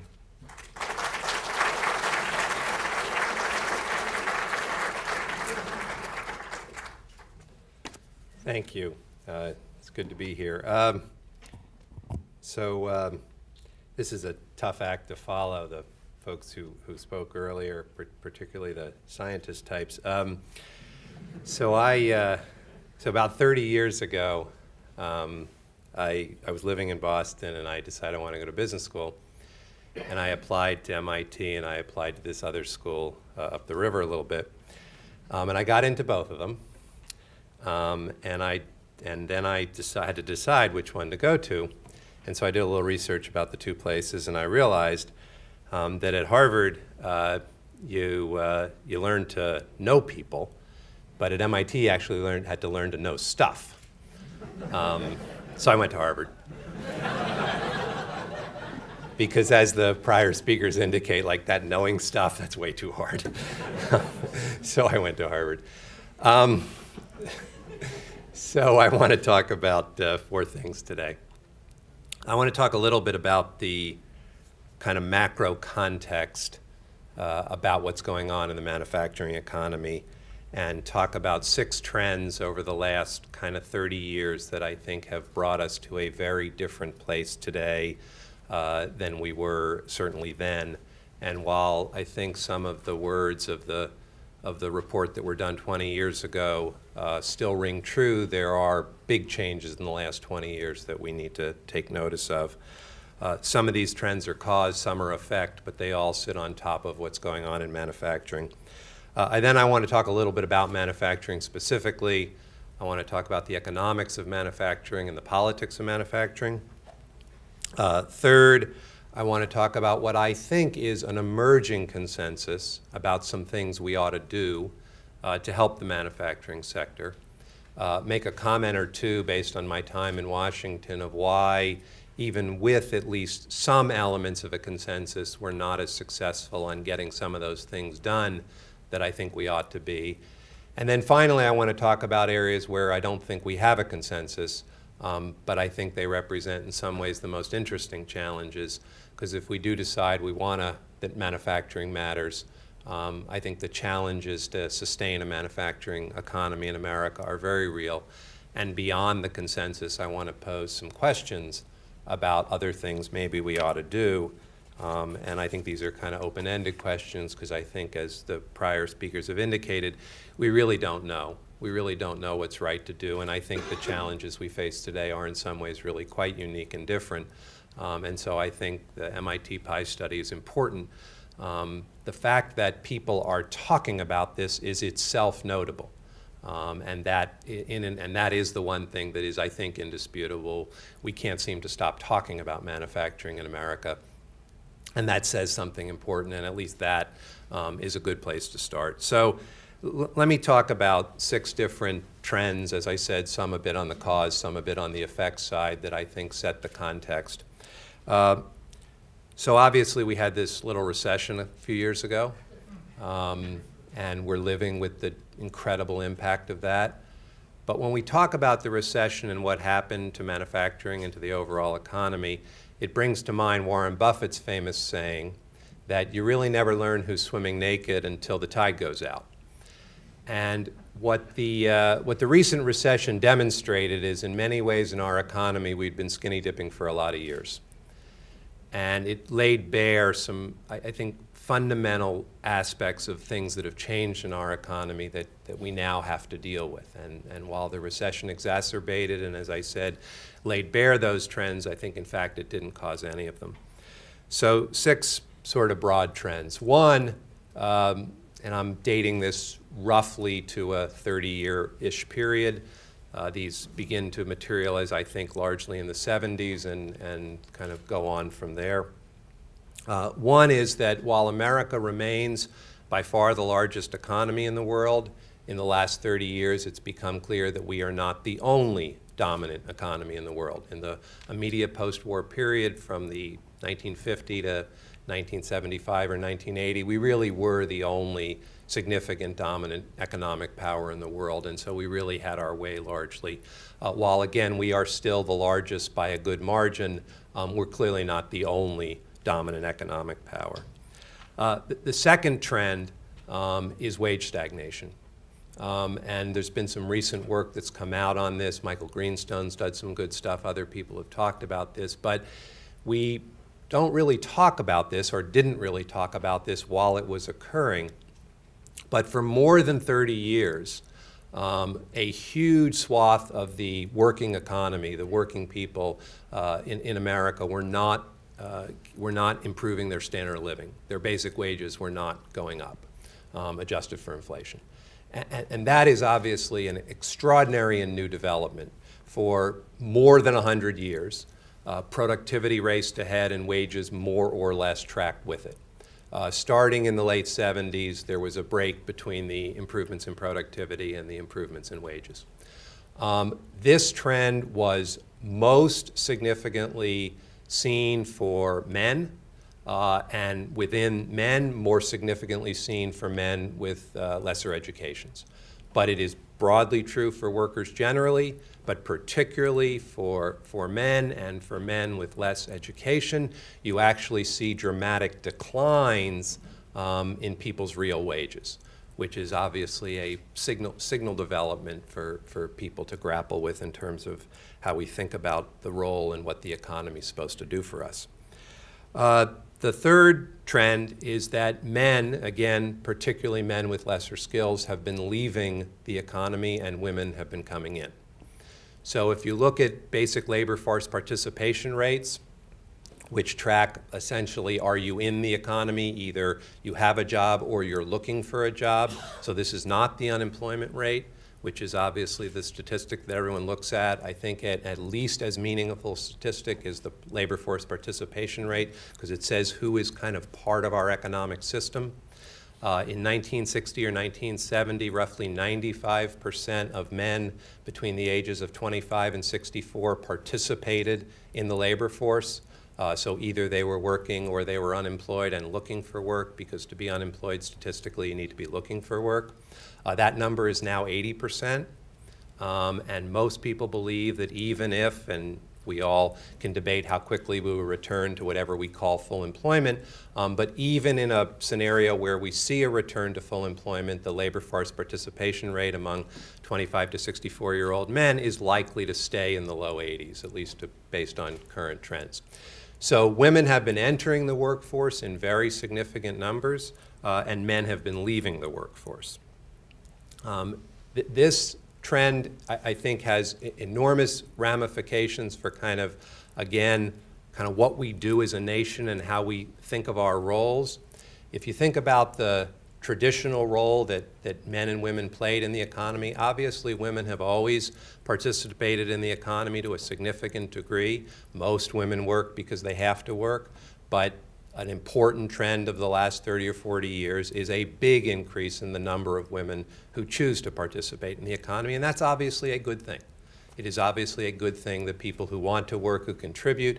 It is obviously highly inefficient to have people sidelined through discrimination or any other social stereotyping. So the fact that we now, while we don't fully welcome women into the economy, the fact that we welcome them in a lot more than we did historically is obviously a good thing.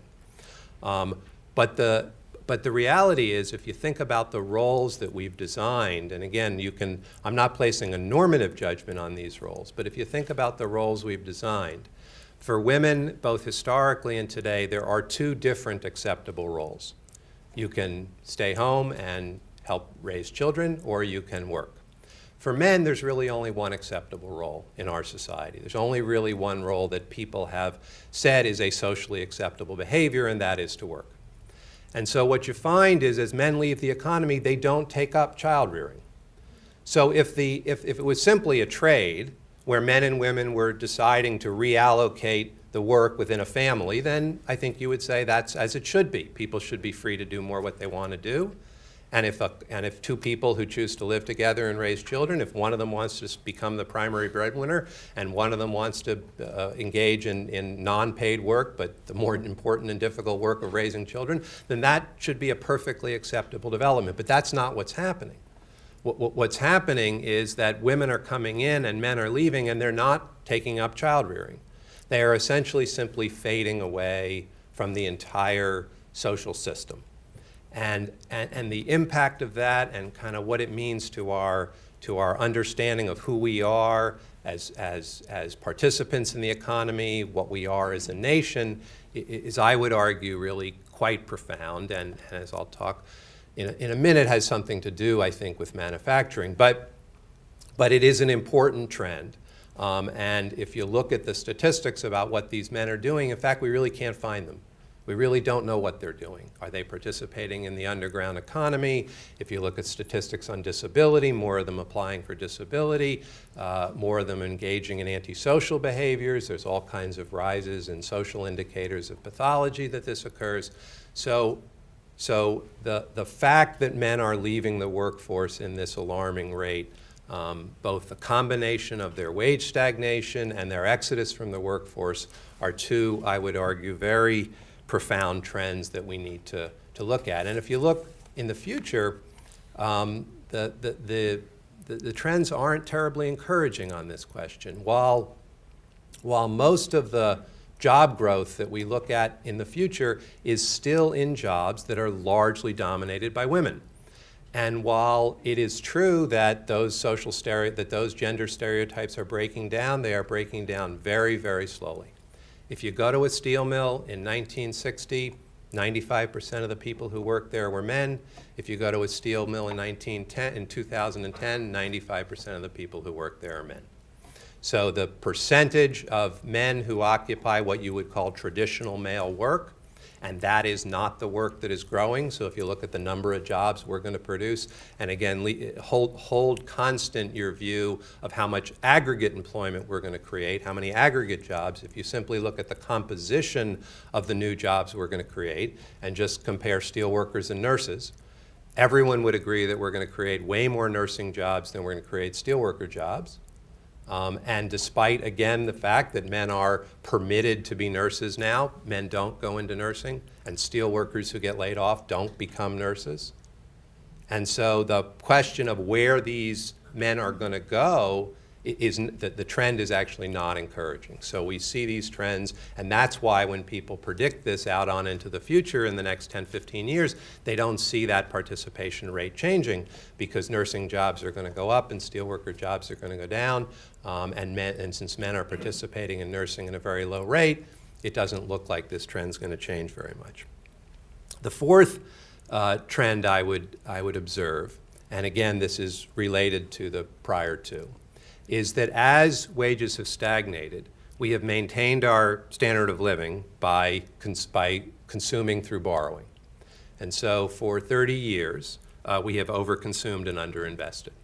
And we've underinvested in a whole series of things. We've underinvested in infrastructure, we've underinvested in education, we've underinvested in R&D, we've underinvested in all the things that historically we believe created positive externalities and social capital, and we've overconsumed.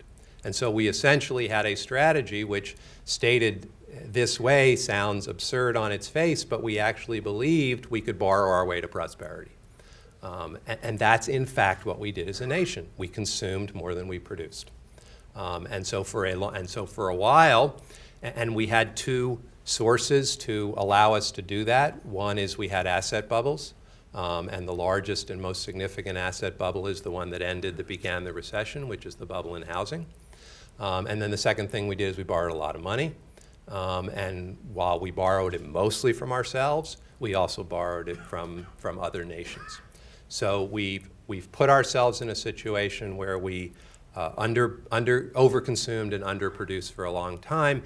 I think it is largely a reaction to wage stagnation, which is people want to keep their standard of living up, and if there's cheap money around, they do it. But obviously that's not a formula for building and making the investments that are required to create long-term sustainable prosperity.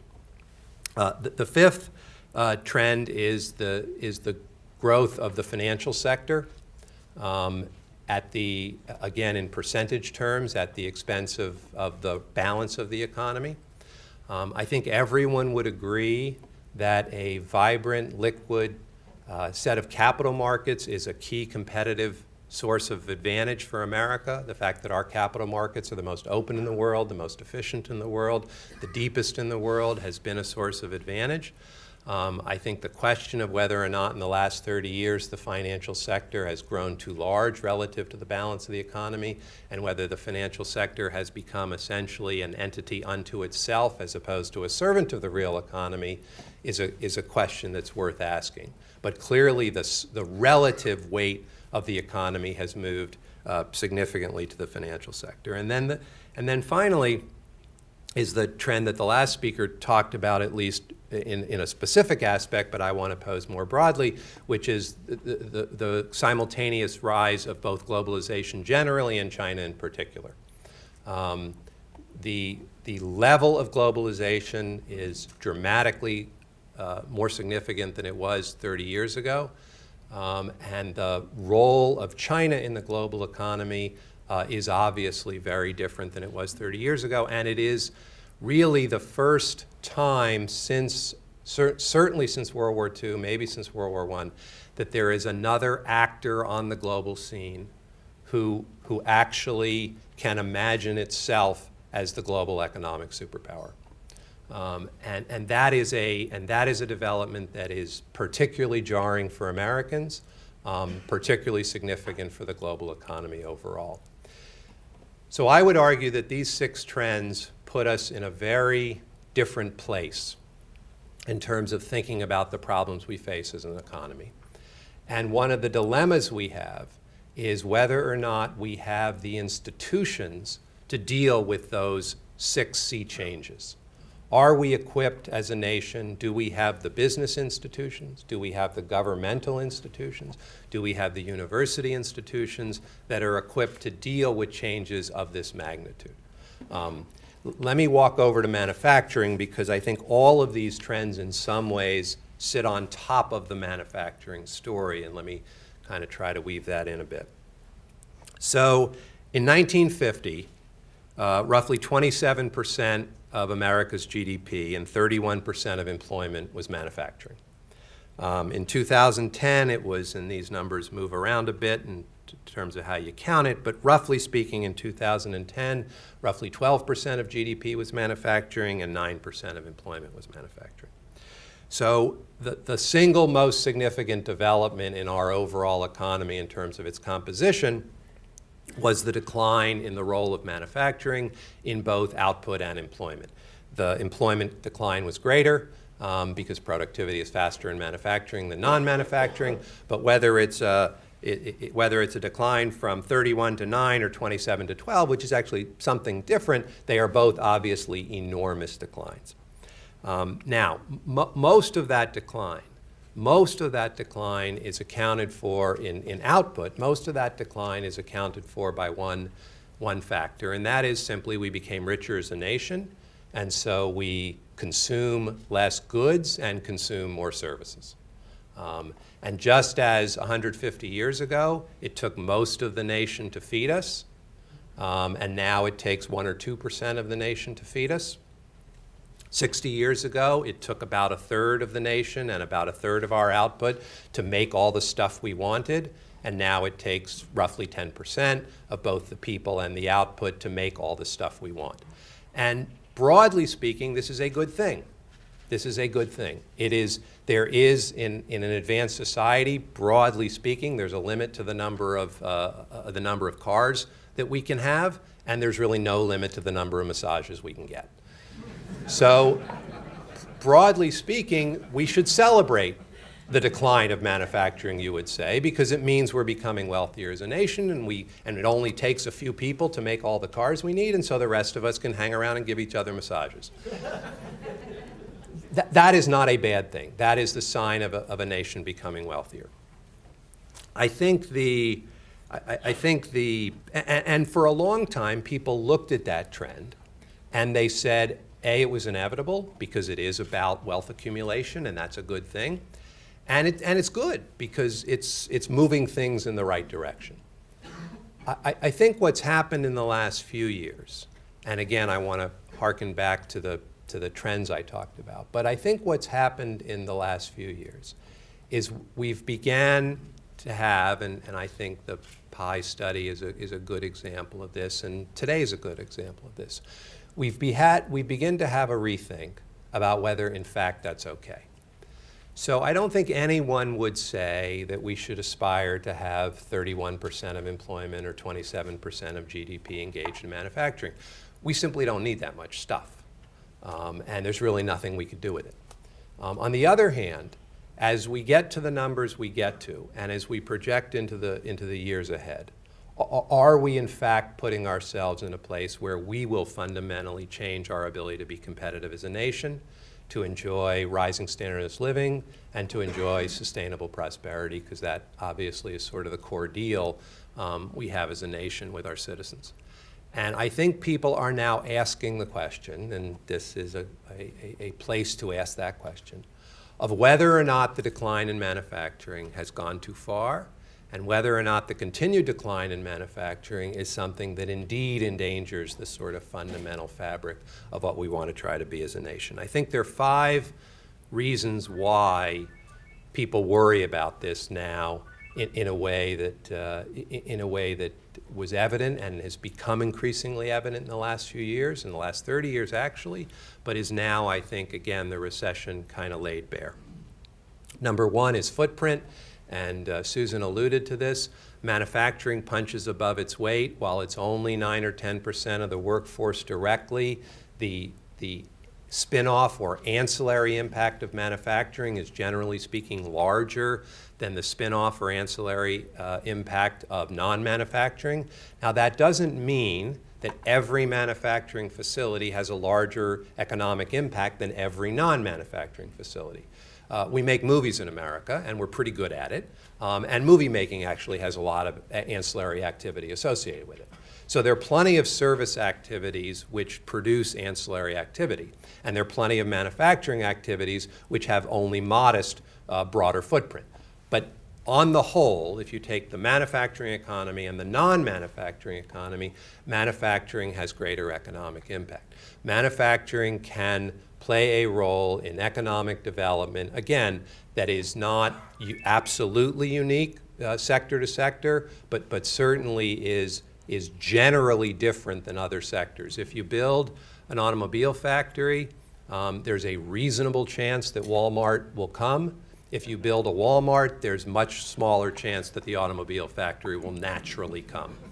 So the natural evolution of economic development argues in favor of more manufacturing. Now, again, there are other activities that also can stimulate Walmart to come, but manufacturing pretty reliably does it, and there's a bunch of stuff that doesn't at all. So in terms of economic footprint, I think there's an argument that manufacturing matters. Wages are higher in manufacturing, still roughly 20 to 25% higher. Benefits are better in manufacturing. If you look back to the data I was citing earlier about men, while again it's hard to precisely tease out all the causal effects, it's reasonable to observe that the decline in manufacturing is not unrelated to the decline in labor force participation and wages for men, and particularly for lesser skilled men. Because that is in fact what most of these guys did, is they worked in manufacturing. And as manufacturing shrank, it works out that we don't really have much to do with those folks. Now, that may not argue for returning to 31% of our employment being in manufacturing. On the other hand, the continued decline in manufacturing is taking job opportunities away from the people who today are the most severely impacted by the downturn. As Susan pointed out, the intellectual activity associated with manufacturing is significant for a sector of the economy that only employs roughly 10% of the people. 70% of R&D spending is manufacturing, which is kind of dramatic given that what we think of ourselves as being good as a nation is thinking up stuff, and most of the thinking up stuff happens around manufacturing. We have a trade deficit, which over time means we are net transferring our wealth from this country to another country, and obviously in an age of globalization that arithmetic isn't simple anymore. It is not as it used to be when companies were self-contained and nations were self-contained. As supply chains have become global, as companies have become global, it is hard to exactly figure out who's trading with who and what. But broadly speaking, our nation's trade deficit is over time eroding our national wealth. And as Warren Buffett, everyone always gets to quote Warren Buffett, anything you want to say. As Warren Buffett points out, if we change ourselves from a nation of landlords to a nation of tenants, that will again be a sea change in kind of who we think about and who we are. Most trade is still in goods. More than 70% of trade is in goods. So you really can't fix the trade deficit without either importing less or exporting more. There is really no arithmetic that allows us to simply grow the service sector and grow service exports fast enough to heal the trade deficit. You just can't get there. So while most people, I think, would argue it would be far preferable to increase exports than it would to limit imports, one way or the other, if we're going to fix our trade deficit, we have to have more manufacturing. And then finally, I want to talk about the fifth issue, which is the innovation point, which a number of the speakers alluded to. Let me put a slightly different cast on it, because I like others, can't sit here today and give you compelling evidence that across a broad swath of industries we know exactly how that innovation manufacturing feedback loop works. Again, I think our speakers today would indicate, would put evidence on the side of worrying that if you let manufacturing go, as I've described it, the center of gravity of innovation will follow. So I think there's a bunch of evidence for that. But there's evidence the other direction. I would make one observation about the comment that was made earlier about Apple. I think Apple's a really cool company. I actually would not be in favor of suggesting we have an economic strategy, however, around an A+ student. I think what Apple can get away with doesn't tell us what we can do as a nation. Apple is a obviously completely unique company, and come back and talk to me when Apple doesn't have the dominant product and when everyone doesn't line up around the block overnight to get the latest whatever, and then I think we can talk about it. But so I do think there is increasing evidence of that innovation manufacturing feedback loop, but I don't think the book is written on it. I think, however, that the important point I want to emphasize in that regard is if it is true, how significant it is. So this is not an idle question, in my opinion. This is not an idle question. This is not a question where if you answer it one way and it's sort of true, it's sort of not, well, we can still go on. And I'll tell you why. The one thing that we always believed as a nation we were good at was innovation. That was the thing that was our core competency. And even for those who argued over the years that the decline of manufacturing was acceptable, they would have said that if we're gonna make stuff in America, we have to make it with a lot of intellectual content. We have to make it with a lot of intellectual content because that's what we're good at. We're good at intellectual content, we're good at innovation. Well, if it works out, so if we're going to participate in the global economy, our contribution, our competitive advantage, our edge is going to be because we're the better innovators. If it is true that when manufacturing goes, innovation follows, then what do? Then what is our core competency? What do we do as a nation? What is the thing that we bring to the party in the global economy? We're not going to become the low-wage manufacturing sector. We're not going to become the place where you can go if you don't care about environmental rules and regulations. So what is it we're going to contribute to the global economy? What is going to be our role? What is going to be the reason why you come here to conduct economic activity if it's not innovation?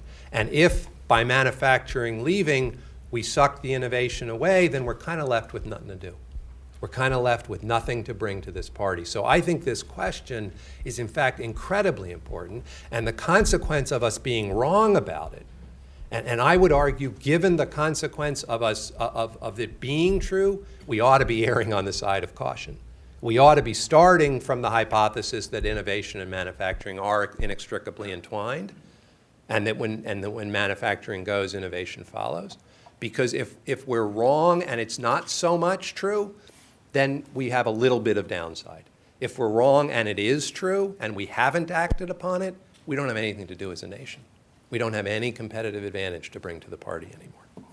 So I think for those 5 reasons, I think you see a very different attitude toward manufacturing as evidenced by this talk today. And as you can tell from my words, obviously I think manufacturing matters, but I think figuring this out is incredibly important because the consequences for this, for the broader trends I've talked about, for how do we restart wage growth, what do we do with the men who are dropping out of our society, who are dropping out of the workforce? What do we do if we can't innovate anymore? These are big, important questions of our future as a nation. So I spent 2.5 years in Washington, so I have to do at least a little politics. I'm not a politician. I don't even play one on TV. But I want to make a political observation about manufacturing because, in fact, if we're talking about the role of government, the political context matters because politicians will act on the beliefs, on what they believe the electorate thinks. And everyone in Washington has a favorite poll, so of course I have a favorite poll. My favorite poll says the following. What percentage of the American people think that America is the world's global economic superpower? And the answer is 40%. 60% of the American people do not believe that we are the world's global economic superpower. Now, it's obviously not true. We are. We have the largest economy by a factor of 2.5. So the data is inescapable. But the American people no longer believe that we are the world's global economic superpower. It is hard to imagine a more significant change in our self-identification of who we are as a nation. we have believed in our oneness as one of the most defining characteristics of who we are, and now we don't believe that anymore. Now, if you ask the 60% of the people whether who don't think we're number one anymore, if you ask them who is number one, 2/3 say China, and nobody else gets above 2%. So you get kind of Germany at 2 and Japan at 2 and don't know, refuse to answer at 7, but nobody thinks anything other than China. So of the 60 who don't think we're number one, 2/3 think it's China. And if you ask them why, every one of them, 90% of the 67 who think it's China, say it's because China makes everything. So there is and again, as Susan pointed out earlier, that's also not true. It works out we make about as much stuff as China. Now, it works out they make the stuff that people see the labels of. So my kids think everything's made in China, but that's because I buy my kids a lot of toys. And all toys are, in fact, made in China. So there is kind of anecdotal evidence for that. But again, the data are that we in China make about the same amount of stuff. But the American people, the 67% of the 60%, believe they make everything. And so there is an absolute direct link between the fact that China is in the minds of the American people, the world's global economic manufacturing powerhouse, to America not being number one and China being number one. I don't do political advice for a living, but I would suspect that the ability for a politician at any level to get elected on we're number two and okay with it is pretty modest.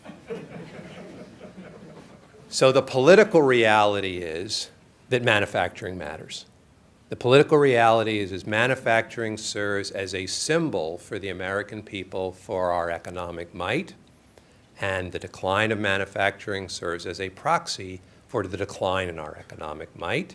And that again overlays and sits on top of the economic argument, but creates a political reality of deep and profound concern. So for economic reasons, for political reasons, manufacturing matters.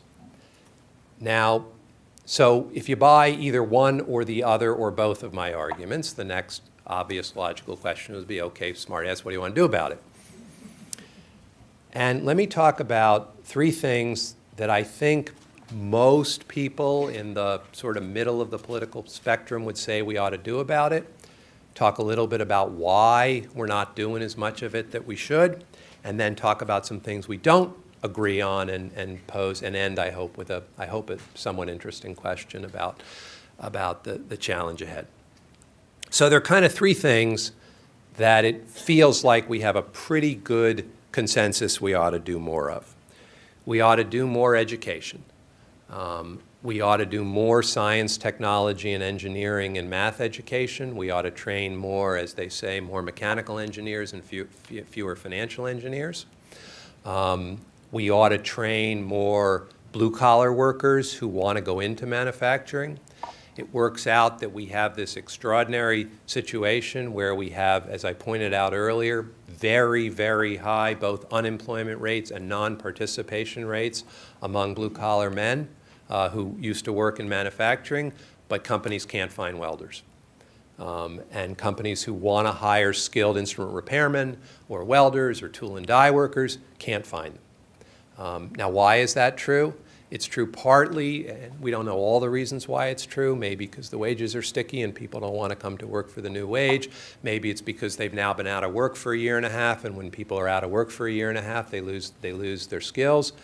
It's also partly true because for a lot of years as manufacturing declined and we said it was inevitable and good, people didn't go into those professions. People didn't go into those professions. So everybody who was a welder said to your kid, I want you to be anything but a welder. And so people who had those capacities or intuitive knowledge in those areas were told not to go do that. And so now you got a lot of 53 and 57-year-old welders about to retire, and you got nobody who's 23 or 27 who wants to come do it. who even has the ability to do it. And that's actually work that's pretty hard to do and complicated and takes a bunch of training. So it's not a problem we can solve overnight. So I think there's a broad consensus that we ought to train more engineers. I think there's also a broad consensus that we ought to train more skilled blue-collar workers. I think there's, again, a broad consensus that we ought to do more basic R&D because, again, if you look at what we bring to the party, back to my innovation story, the more capital we build up, intellectual capital we build up in basic research and development, the better. And we don't know all the impacts and how all that intellectual capital will move, and can we capture all the value associated with it. Our prior speaker talked about that dilemma. But it sure feels like net spending a little more on R&D is probably a good idea. So education, R&D, and training are three areas where it feels like there's a consensus. And we're doing a little. Susan pointed out that we were able to stand up this advanced manufacturing partnership. But the reality is, despite that, I think, broad consensus in the middle, we're certainly not doing it at the rate that we ought to do it, despite the fact that the political winds would tell you that people ought to care about this. So where's the disconnect? I would argue that there are two reasons for the disconnect. One is that we have a broad challenge today to the very notion that government can act in the economy in a positive way. So we have a meaningful part of the electorate and a meaningful part of the Congress who fundamentally challenges whether government can do anything at all, who begins the conversation with the per se assumption that the government is not capable of acting in the public good. And if government can't act in the public good, if it is incapable of acting in the public good, the obvious thing to do is to shrink it. Because if government is a net detriment to the economy, then obviously the right thing to do for the general good is to shrink government.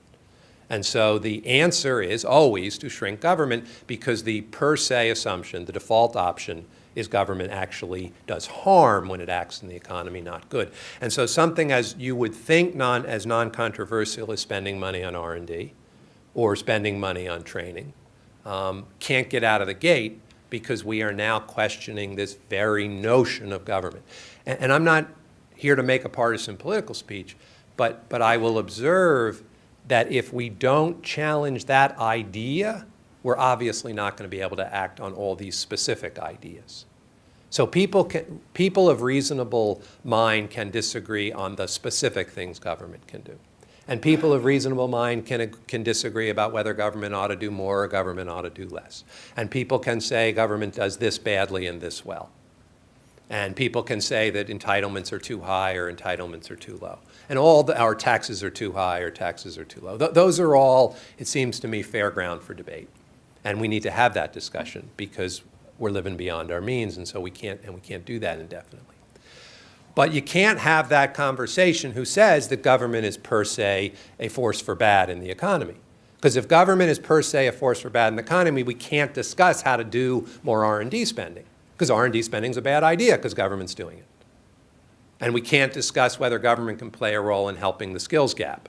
And we can't discuss whether government can play a role in more support for STEM education, because government by its nature is a force for bad in the economy. So I would argue that challenging that notion, irrespective of where you come out on the specifics, if you're not willing to challenge that notion, you have no capacity to have the discussion about what the right role of government is.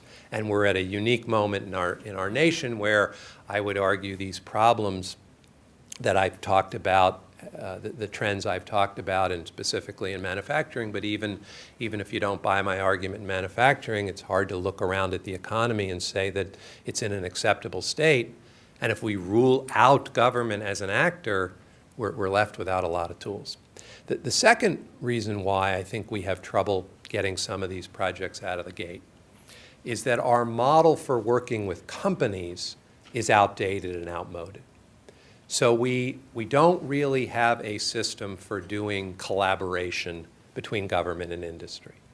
We have some experience in doing collaboration in the Department of Defense, and we have a fairly long history of that. But the Department of Defense is a mission-driven agency. They have a very specific thing we've asked them to do. And we haven't, and while obviously defending our nation is in the general good, we give them a rather specific mission and a definition of what we ask them to do. And it's obviously incredibly important work, and we ask them to do it. And so they have built a series of relations with industry that help them to carry out their mission. And we can debate whether they do it well or do it poorly, but we certainly have a lot of experience and we have a lot of knowledge, and we can look at how the Department of Defense interacts with industry, and we probably learn some things. But we can't transfer that to the broader question of revitalizing manufacturing, because most of what private industry does is not contributing to a specific mission like that. And so I think there's a lot to learn from the DoD, but it's not immediately transferable to these broader questions. And we don't have the collaboration models that we need. And so I think AMP was an effort to begin to do that. I think there's some interesting things that we've done in the last year on training, working with the National Association of Manufacturers to try to do more training. But broadly speaking, government is not well organized for industry collaboration. Let me end with a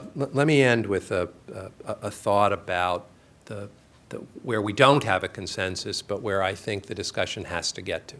Because I'm going to be foolishly optimistic and believe that we're going to wake up and realize that there is a role for government. And we're going to be able to talk about R&D, and we're going to be able to talk about training, and we're going to be able to talk about those sorts of things, and we're going to learn, at least at some level, to collaborate better. So I'm going to assume the can opener and at least believe we can do that. But I think the evidence is that's not enough. And I want to end by talking about where I think the challenge sits. And I want to focus on China because, again, China is, for manufacturing, a pretty high percentage of the story. People talk about the German example, and I want to mention that as well. But again, in terms of a nation that is imagining challenging America for its global economic supremacy, Germany's not in that game, and China is. But let's talk at least about Germany and China both, because I think they illustrate the problem in different ways. People say, why don't we do what they do? Why don't we do what they do? We know what they're doing. We look at China's 5-year plan. We look at Germany's training systems. We look at all these things. Why don't we do what they do? Why don't we adopt these things?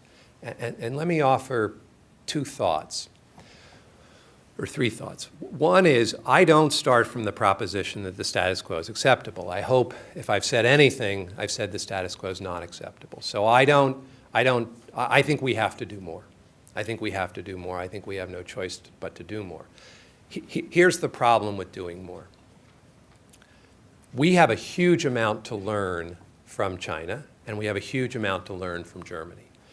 And I think a traditional American disease is we didn't think we had anything to learn from anybody. And I think opening up our minds and learning to learn from other people who do things well is a really important piece of humility that we ought to have. On the other hand, we are not China and we are not Germany. And we are a very different kind of place. And our culture, which I would argue is the thing that has made us the largest, most powerful economy in the world, is a unique and fragile thing. And so as we imagine these solutions, and as we think about a greater level of intervention, and I'm a cautious interventionist, I think there are arguments for doing more. But I think we need to do it with caution. We need to be thoughtful about the fact that are we going to disturb the ecosystem that is the ecosystem of innovation and entrepreneurship that has made us, in fact, what we are, which is, with all these problems, we are still the largest economy in the world. We still have the highest per capita GDP of any large country. And are we going to disturb those things as the government intervenes in the economy? So I think that becomes a core challenge. Again, everyone has a favorite poll, everyone has a favorite statistic, so I have a favorite statistic, which is one I made up, and so no one can check it. But it goes something like this. Take every country in the world, and take the ratio of the number of people who want to come to your country to the number of people who want to leave your country. So there are a bunch of countries in the world that have more people who want to leave than stay, and people are trying to get out of that country, and we know what those countries are, and it's for poverty, it's for political repression. There's a bunch of reasons. There's a bunch of countries in the world where actually more people want to leave than want to come. There's a bunch of countries in the world where it's kind of even. So some people want to leave and they try to get out. Other people want to get there and they kind of have it even. There's a few countries in the world where a small number more, a ratio of maybe 2 to 1, who want to come than want to go, and so they have immigration issues. And then there's America. And I don't know if the ratio is 10,000 to 1. I don't know if it's 100,000 to 1. But if you look around the world and you say, where do people want to come to make their fortune? And their fortune with a small f. Obviously, people come here to make their financial fortune, but people come here to make their fortune in every way imaginable. And that ratio is something that is, I would argue, the single most, if you really ask what is our core competency, if you really ask what is the thing that distinguishes us, what is the thing that holds our future, is that everybody wants to come here and make their fortune. And one of the things that most of the people who come here and want to make their fortune say is, I want to do it.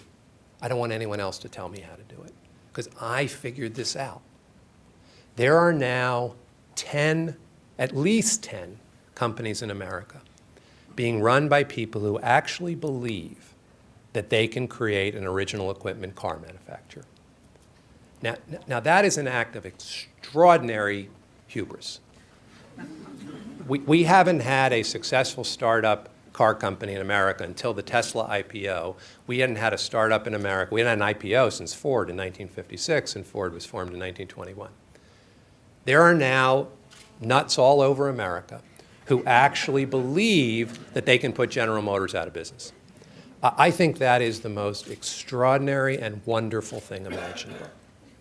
Now, most of those people will probably not put General Motors out of business, I hope, at least until we sell our stock. But that's not the point.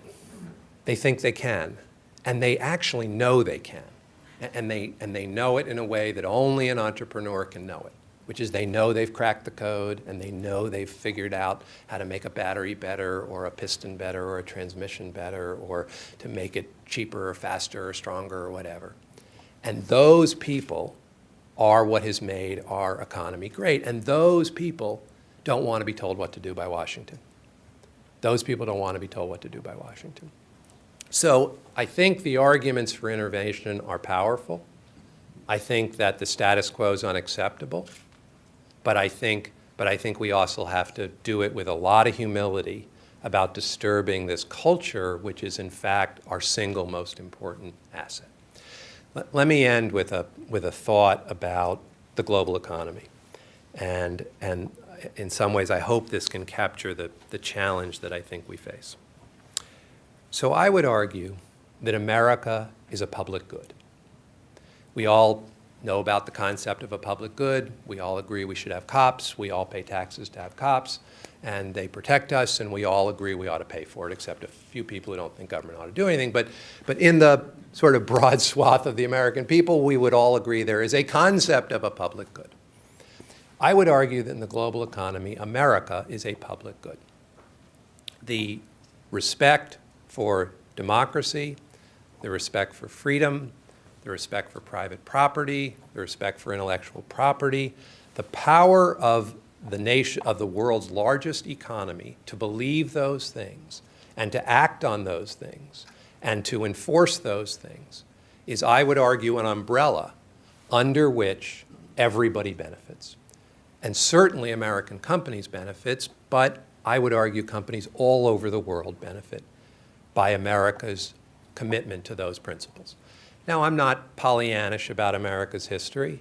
Obviously, many times we've argued that we've honored those principles in the breach, and so this is not a silly piece of patriotism. But the reality is, overall, certainly since the end of World War II, we have been a public good in the global economy. I would argue we've been a public good in the world generally, but people can disagree with that. But I think in the global economy, it's really hard to find an argument that we have not net been a public good for people who wanted to try to build companies. Until recently, until 30 years ago, we kind of had a way for paying for it because most of the beneficiaries of that were American companies, and most American companies had most of their operations in America, and so we could tax them, and so we could ask them to pay for it. And it wasn't perfect, and people thought taxes were too high or too low, and there was leakage, and a bunch of French companies benefited from it, and that's kind of a pain in the ass. But if anyone's writing about this, you're not allowed to say that. But more or less, the system was contained enough that we had a deal to pay for it. That's no longer true. That's no longer true. Now, American domiciled companies, and I would argue non-American domiciled companies too, but certainly American domiciled companies, still gain the enormous benefit of that public good which is America. But with an increasing percentage of their operations and their profits and their employees and their assets not in America, we don't have a good way to ask them to pay for it. And is it in fact proper for us to ask them to pay for it? But the problem is, if we want to maintain that status, someone's got to pay for it. And all the companies who are doing business elsewhere and appreciating the fact that if they get into an intellectual property dispute, that they know America is going to stand behind them because we stand for those notions. Will America be able to be a public good if we are not the dominant economic superpower? Will we be able to play that role? So I would argue that our ability to be a public good is related to the fact that we are the global economic superpower. And our ability to continue to play that role isn't free. Very few things that are good are free. And the question of how, in an age of a global economy, and obviously manufacturing is sort of the single best example of this because of the dispersal of manufacturing activities, but I would argue this is coming for all of us. But the question of how we pay for that and how we ask the beneficiaries of it to pay for it is, I think, the challenge that we have ahead. Thank you.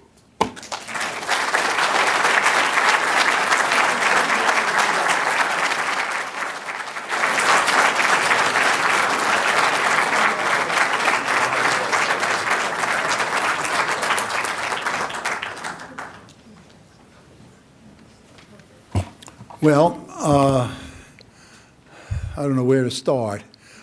First of all, let me say that I agree that manufacturing matters. I want you to remember that other things matter too. There is, in narrow economic terms, nothing economically or morally superior about making goods to making services. I'll come to those services in just a minute. In fact, it always strikes me as a little odd for a room full of academics to be looking down a little on services as a somehow inferior or undesirable activity. But on the other hand, I also think that the program here, this PI program, and the goal and object of renovating American manufacturing is important, very important, but I want to be clear about exactly why. The goal of economic policy, narrow economic policy, any place, including in the US, is to generate a high income per person fairly distributed.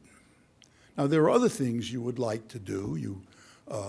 You're interested, there are environmental questions, job security is a value, at least to me, also to academics generally.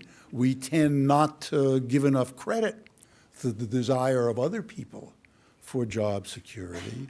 All those things matter. But in the narrow economic sense, what we're trying to do is have a high and perhaps rising income per person and make sure that it's fairly distributed in the in the population. In an open, peaceful trading system, it wouldn't matter where particular things were produced. All you would be interested in is your income per person within the national boundary. I emphasized peaceful. There are obvious military reasons for caring about that. When we think, the reason I'm trying to focus so hard on income here is because I fear that manufacturing is not going to be a major source of increasing employment in the United States. And I think that the advanced manufacturing innovations that we've heard about and we're talking about illustrate why.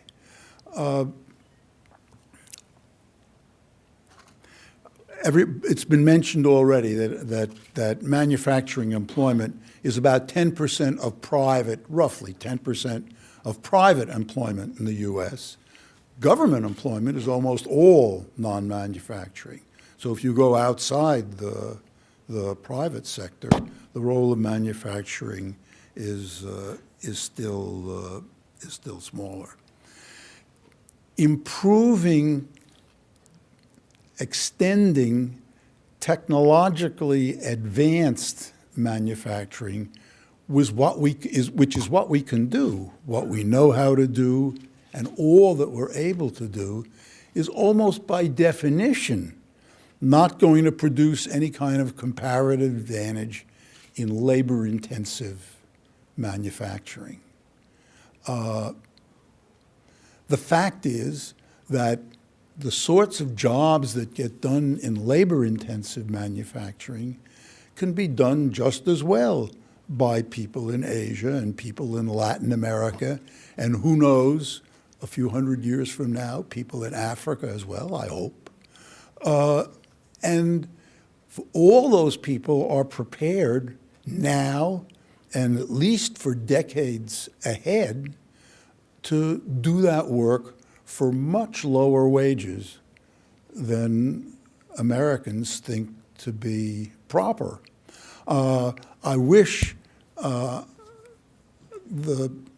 people who answered that poll that Ron Bloom mentioned and thought that China was somehow the dominant economic power, someone had asked them what they imagined the average hourly wage in China was, and whether they'd like to trade places in any way. So the goal of renovating manufacturing, I'm afraid, of course it's to provide employment. It will all provide some employment. But as I think Ron Bloom mentioned quite correctly, he wanted to be a little more upbeat. Well, he's younger. We will never go back to having a third of the employment be in manufacturing in the U.S. And I don't think we'll ever go back to having 15 or 16% of employment in the U.S. in manufacturing. But I'd sell for a couple of percent, not only for the employment, but because it's a way of raising income per head. Now, it's been mentioned, and of course it's true, that it's just a characteristic of human beings as we know them, that as their incomes rise, they want to spend a larger fraction of that income on what we classify as services. Now, remember, especially in a room like this, the typical service that they want more of is not massages. They may want more massages too, but what they want is more education, more tourism, more recreation, more classy design, more spiffy preparation of food, and alas, for better or worse, more financial services. A lot of those are high-income jobs. We won't do very well. We won't do very well by our population if we expand, if all of the expansion in employment is in low-wage services either. I would actually like to see some effort on improving productivity in the service sector. I was this is now about 7 or 8 years ago, part of a study that was done by the McKinsey Global Institute looking at productivity increase in the US, and we found that over the decades that we'd studied, the 3 industries that had contributed most to improve productivity, not per person, but where you take account of the size of the industry as well, were wholesale trade, retail trade, and financial services. Not so much because retail trade workers or wholesale workers, and who knows about financial service workers, had gained so much in productivity, but because there are so damn many of them, so that even a small acceleration of productivity counts for a lot. So manufacturing matters. It matters because, well, partly because we think we know how to innovate in manufacturing. You heard 3 extraordinarily interesting examples of that, and others could have been produced from within MIT easily. Maybe we should learn to improve productivity elsewhere. By the way, there's another important thought that you should keep in mind. I don't know how important it is that we the U.S., be the dominant economy, the largest economy.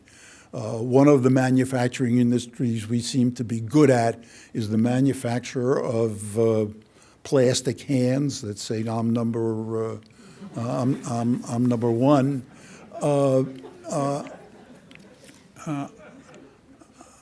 I don't know how important that is, but keep in mind that the standard of living of Americans depends almost entirely, not literally entirely, but almost entirely on the productivity of Americans.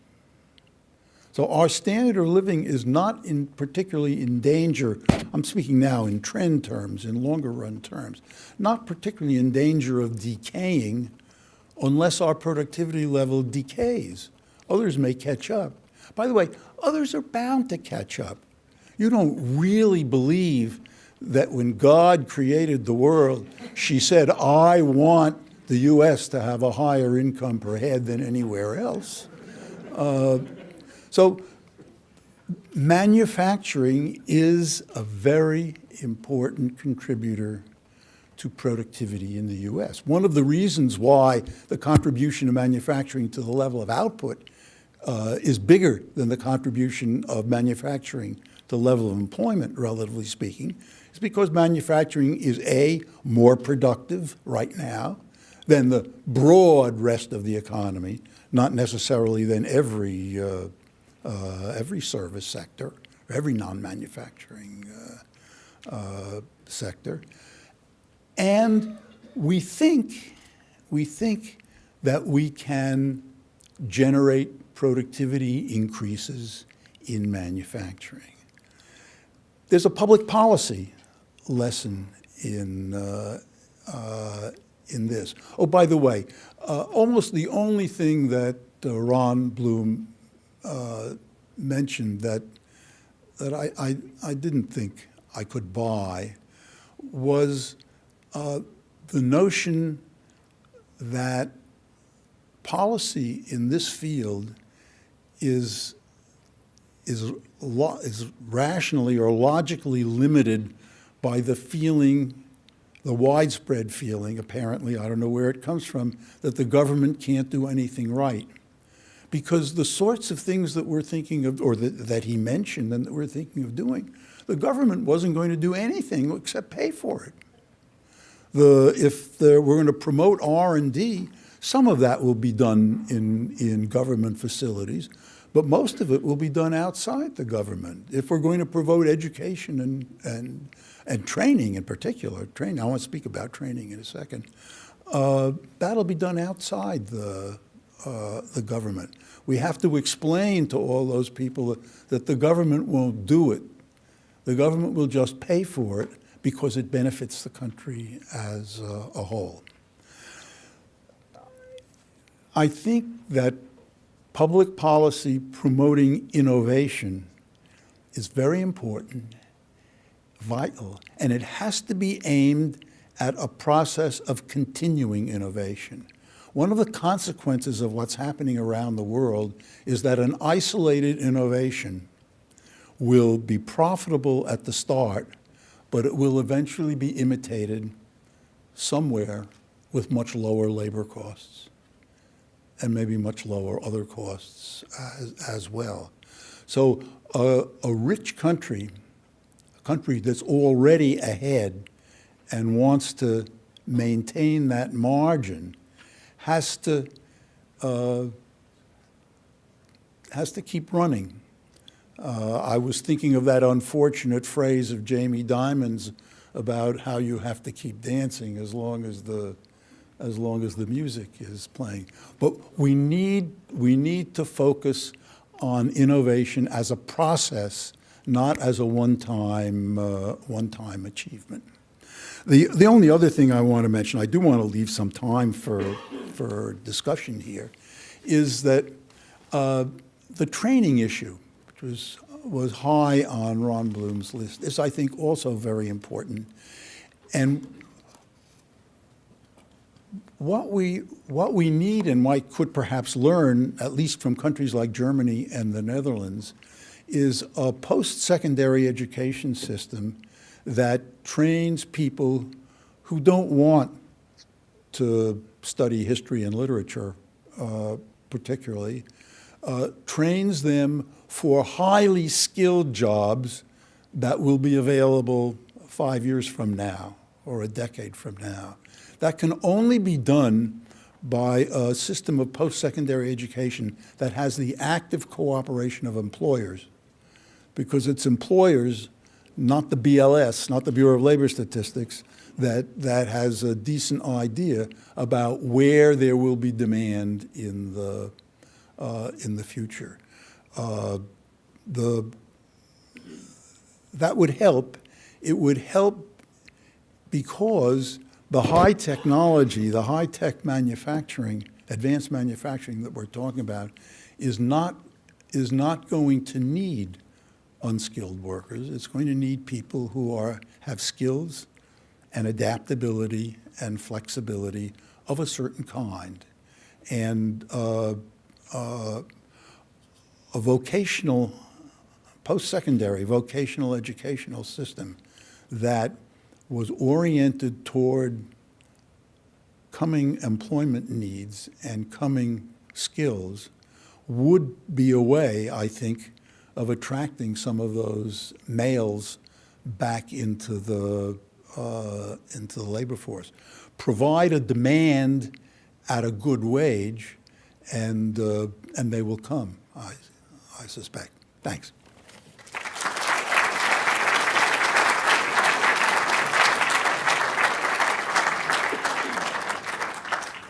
Well, thank you to all our great speakers. We've had a wonderful array of speakers and lots of innovation, lots of information, limited time for questioning. What I'm going to do is we're going to take just a few minutes beyond 6 o'clock, but we're also sensitive to people's time schedules.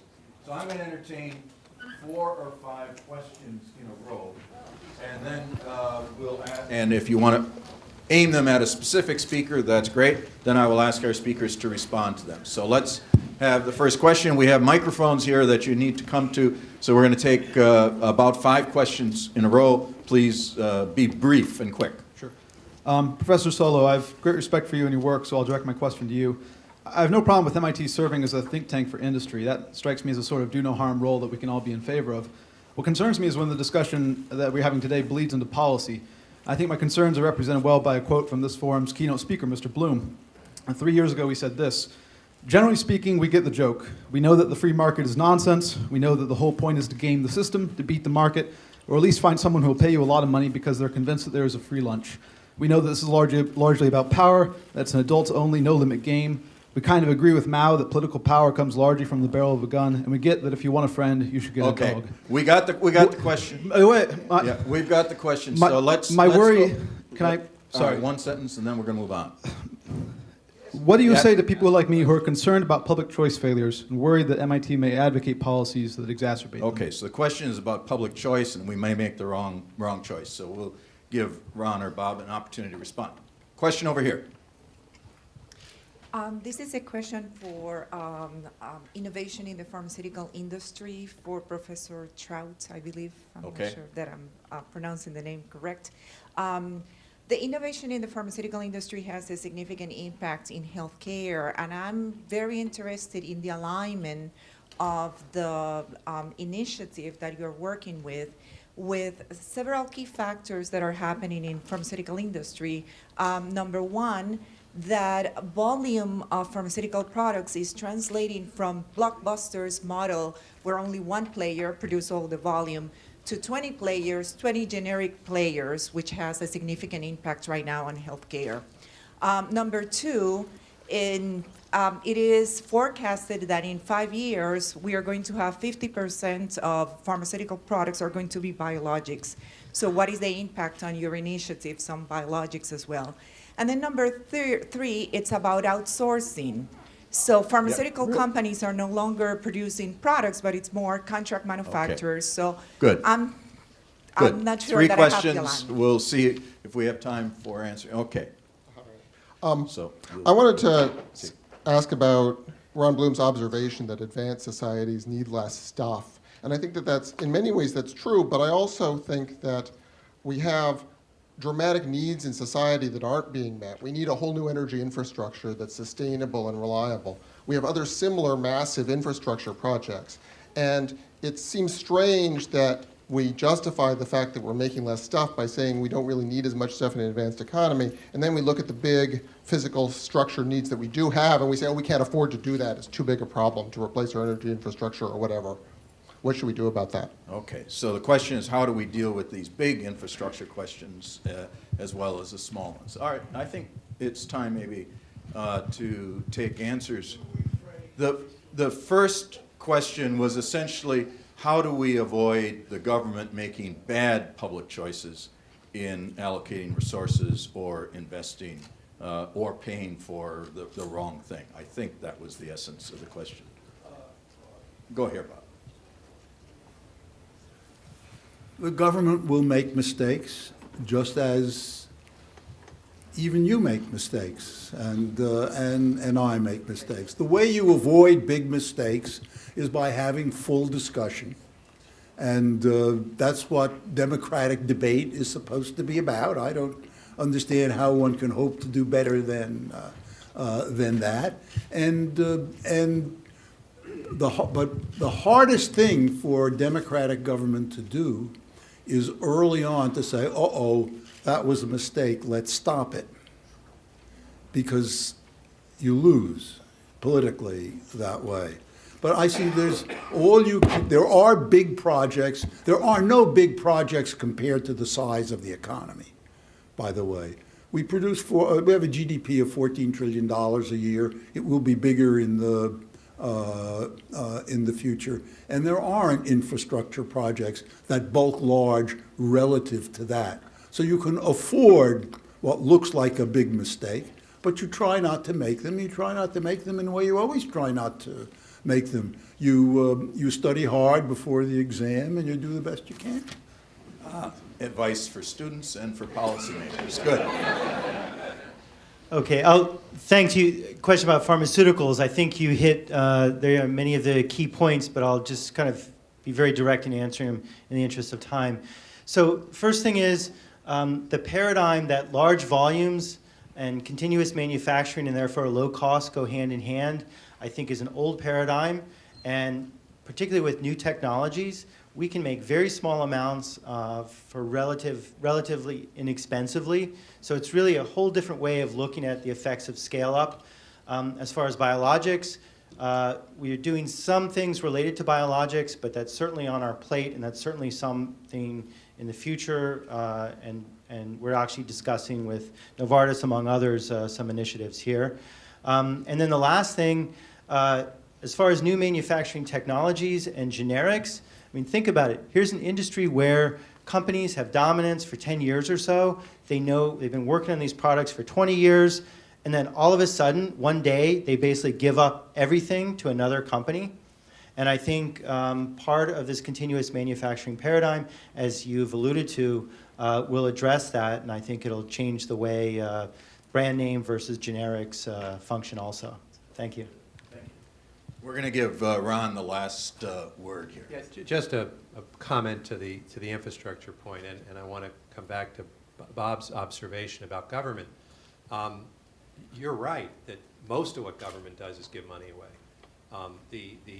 If we spend more money on R&D, as an example, we're going to give more money to NSF, we're going to give money to ARPA-E or DARPA, and they're going to go give it to private actors. I was simply observing that the political context is people even question the logic of doing that. And that may not be, I mean, and they may not have got the memo, but that's how they view it. And I think the infrastructure point is roughly the same. Again, I think in the broad swath of the size of our economy, I don't think the infrastructure stuff will move the needle in terms of the relative size of manufacturing, but for a point perhaps. But we ought to do it. We ought to do it because it is good. It is good. It puts the people to work who need jobs. It greases the wheels of commerce. I mean, there's a whole series of arguments why it produces public good. I think, again, part of the problem is we can't have that conversation. Most of the money spent in infrastructure spending isn't spent by the government. Private contractors conduct, roads and bridges and whatever else you want to make. The problem is we're at a political moment where what ought to be a fairly obvious conversation about the fact that infrastructure can liberate economic activity is not one we can have because we can't get around this idea that if the government is playing any role at all in it, that we shouldn't undertake it. So that's where I would sort of end that. Thank you, Ron. Thank you, everyone, for sticking with us until a few minutes after the appointed hour, and to our organizers, to Susan and to Rick and to Suzanne, for bringing this rich array of ideas, discussion, and challenges in front of us. A lot of work to do. Everyone in this room here at MIT and in our community has something to contribute to it, and so I think it's just important to keep these conversations going. So thank you very much.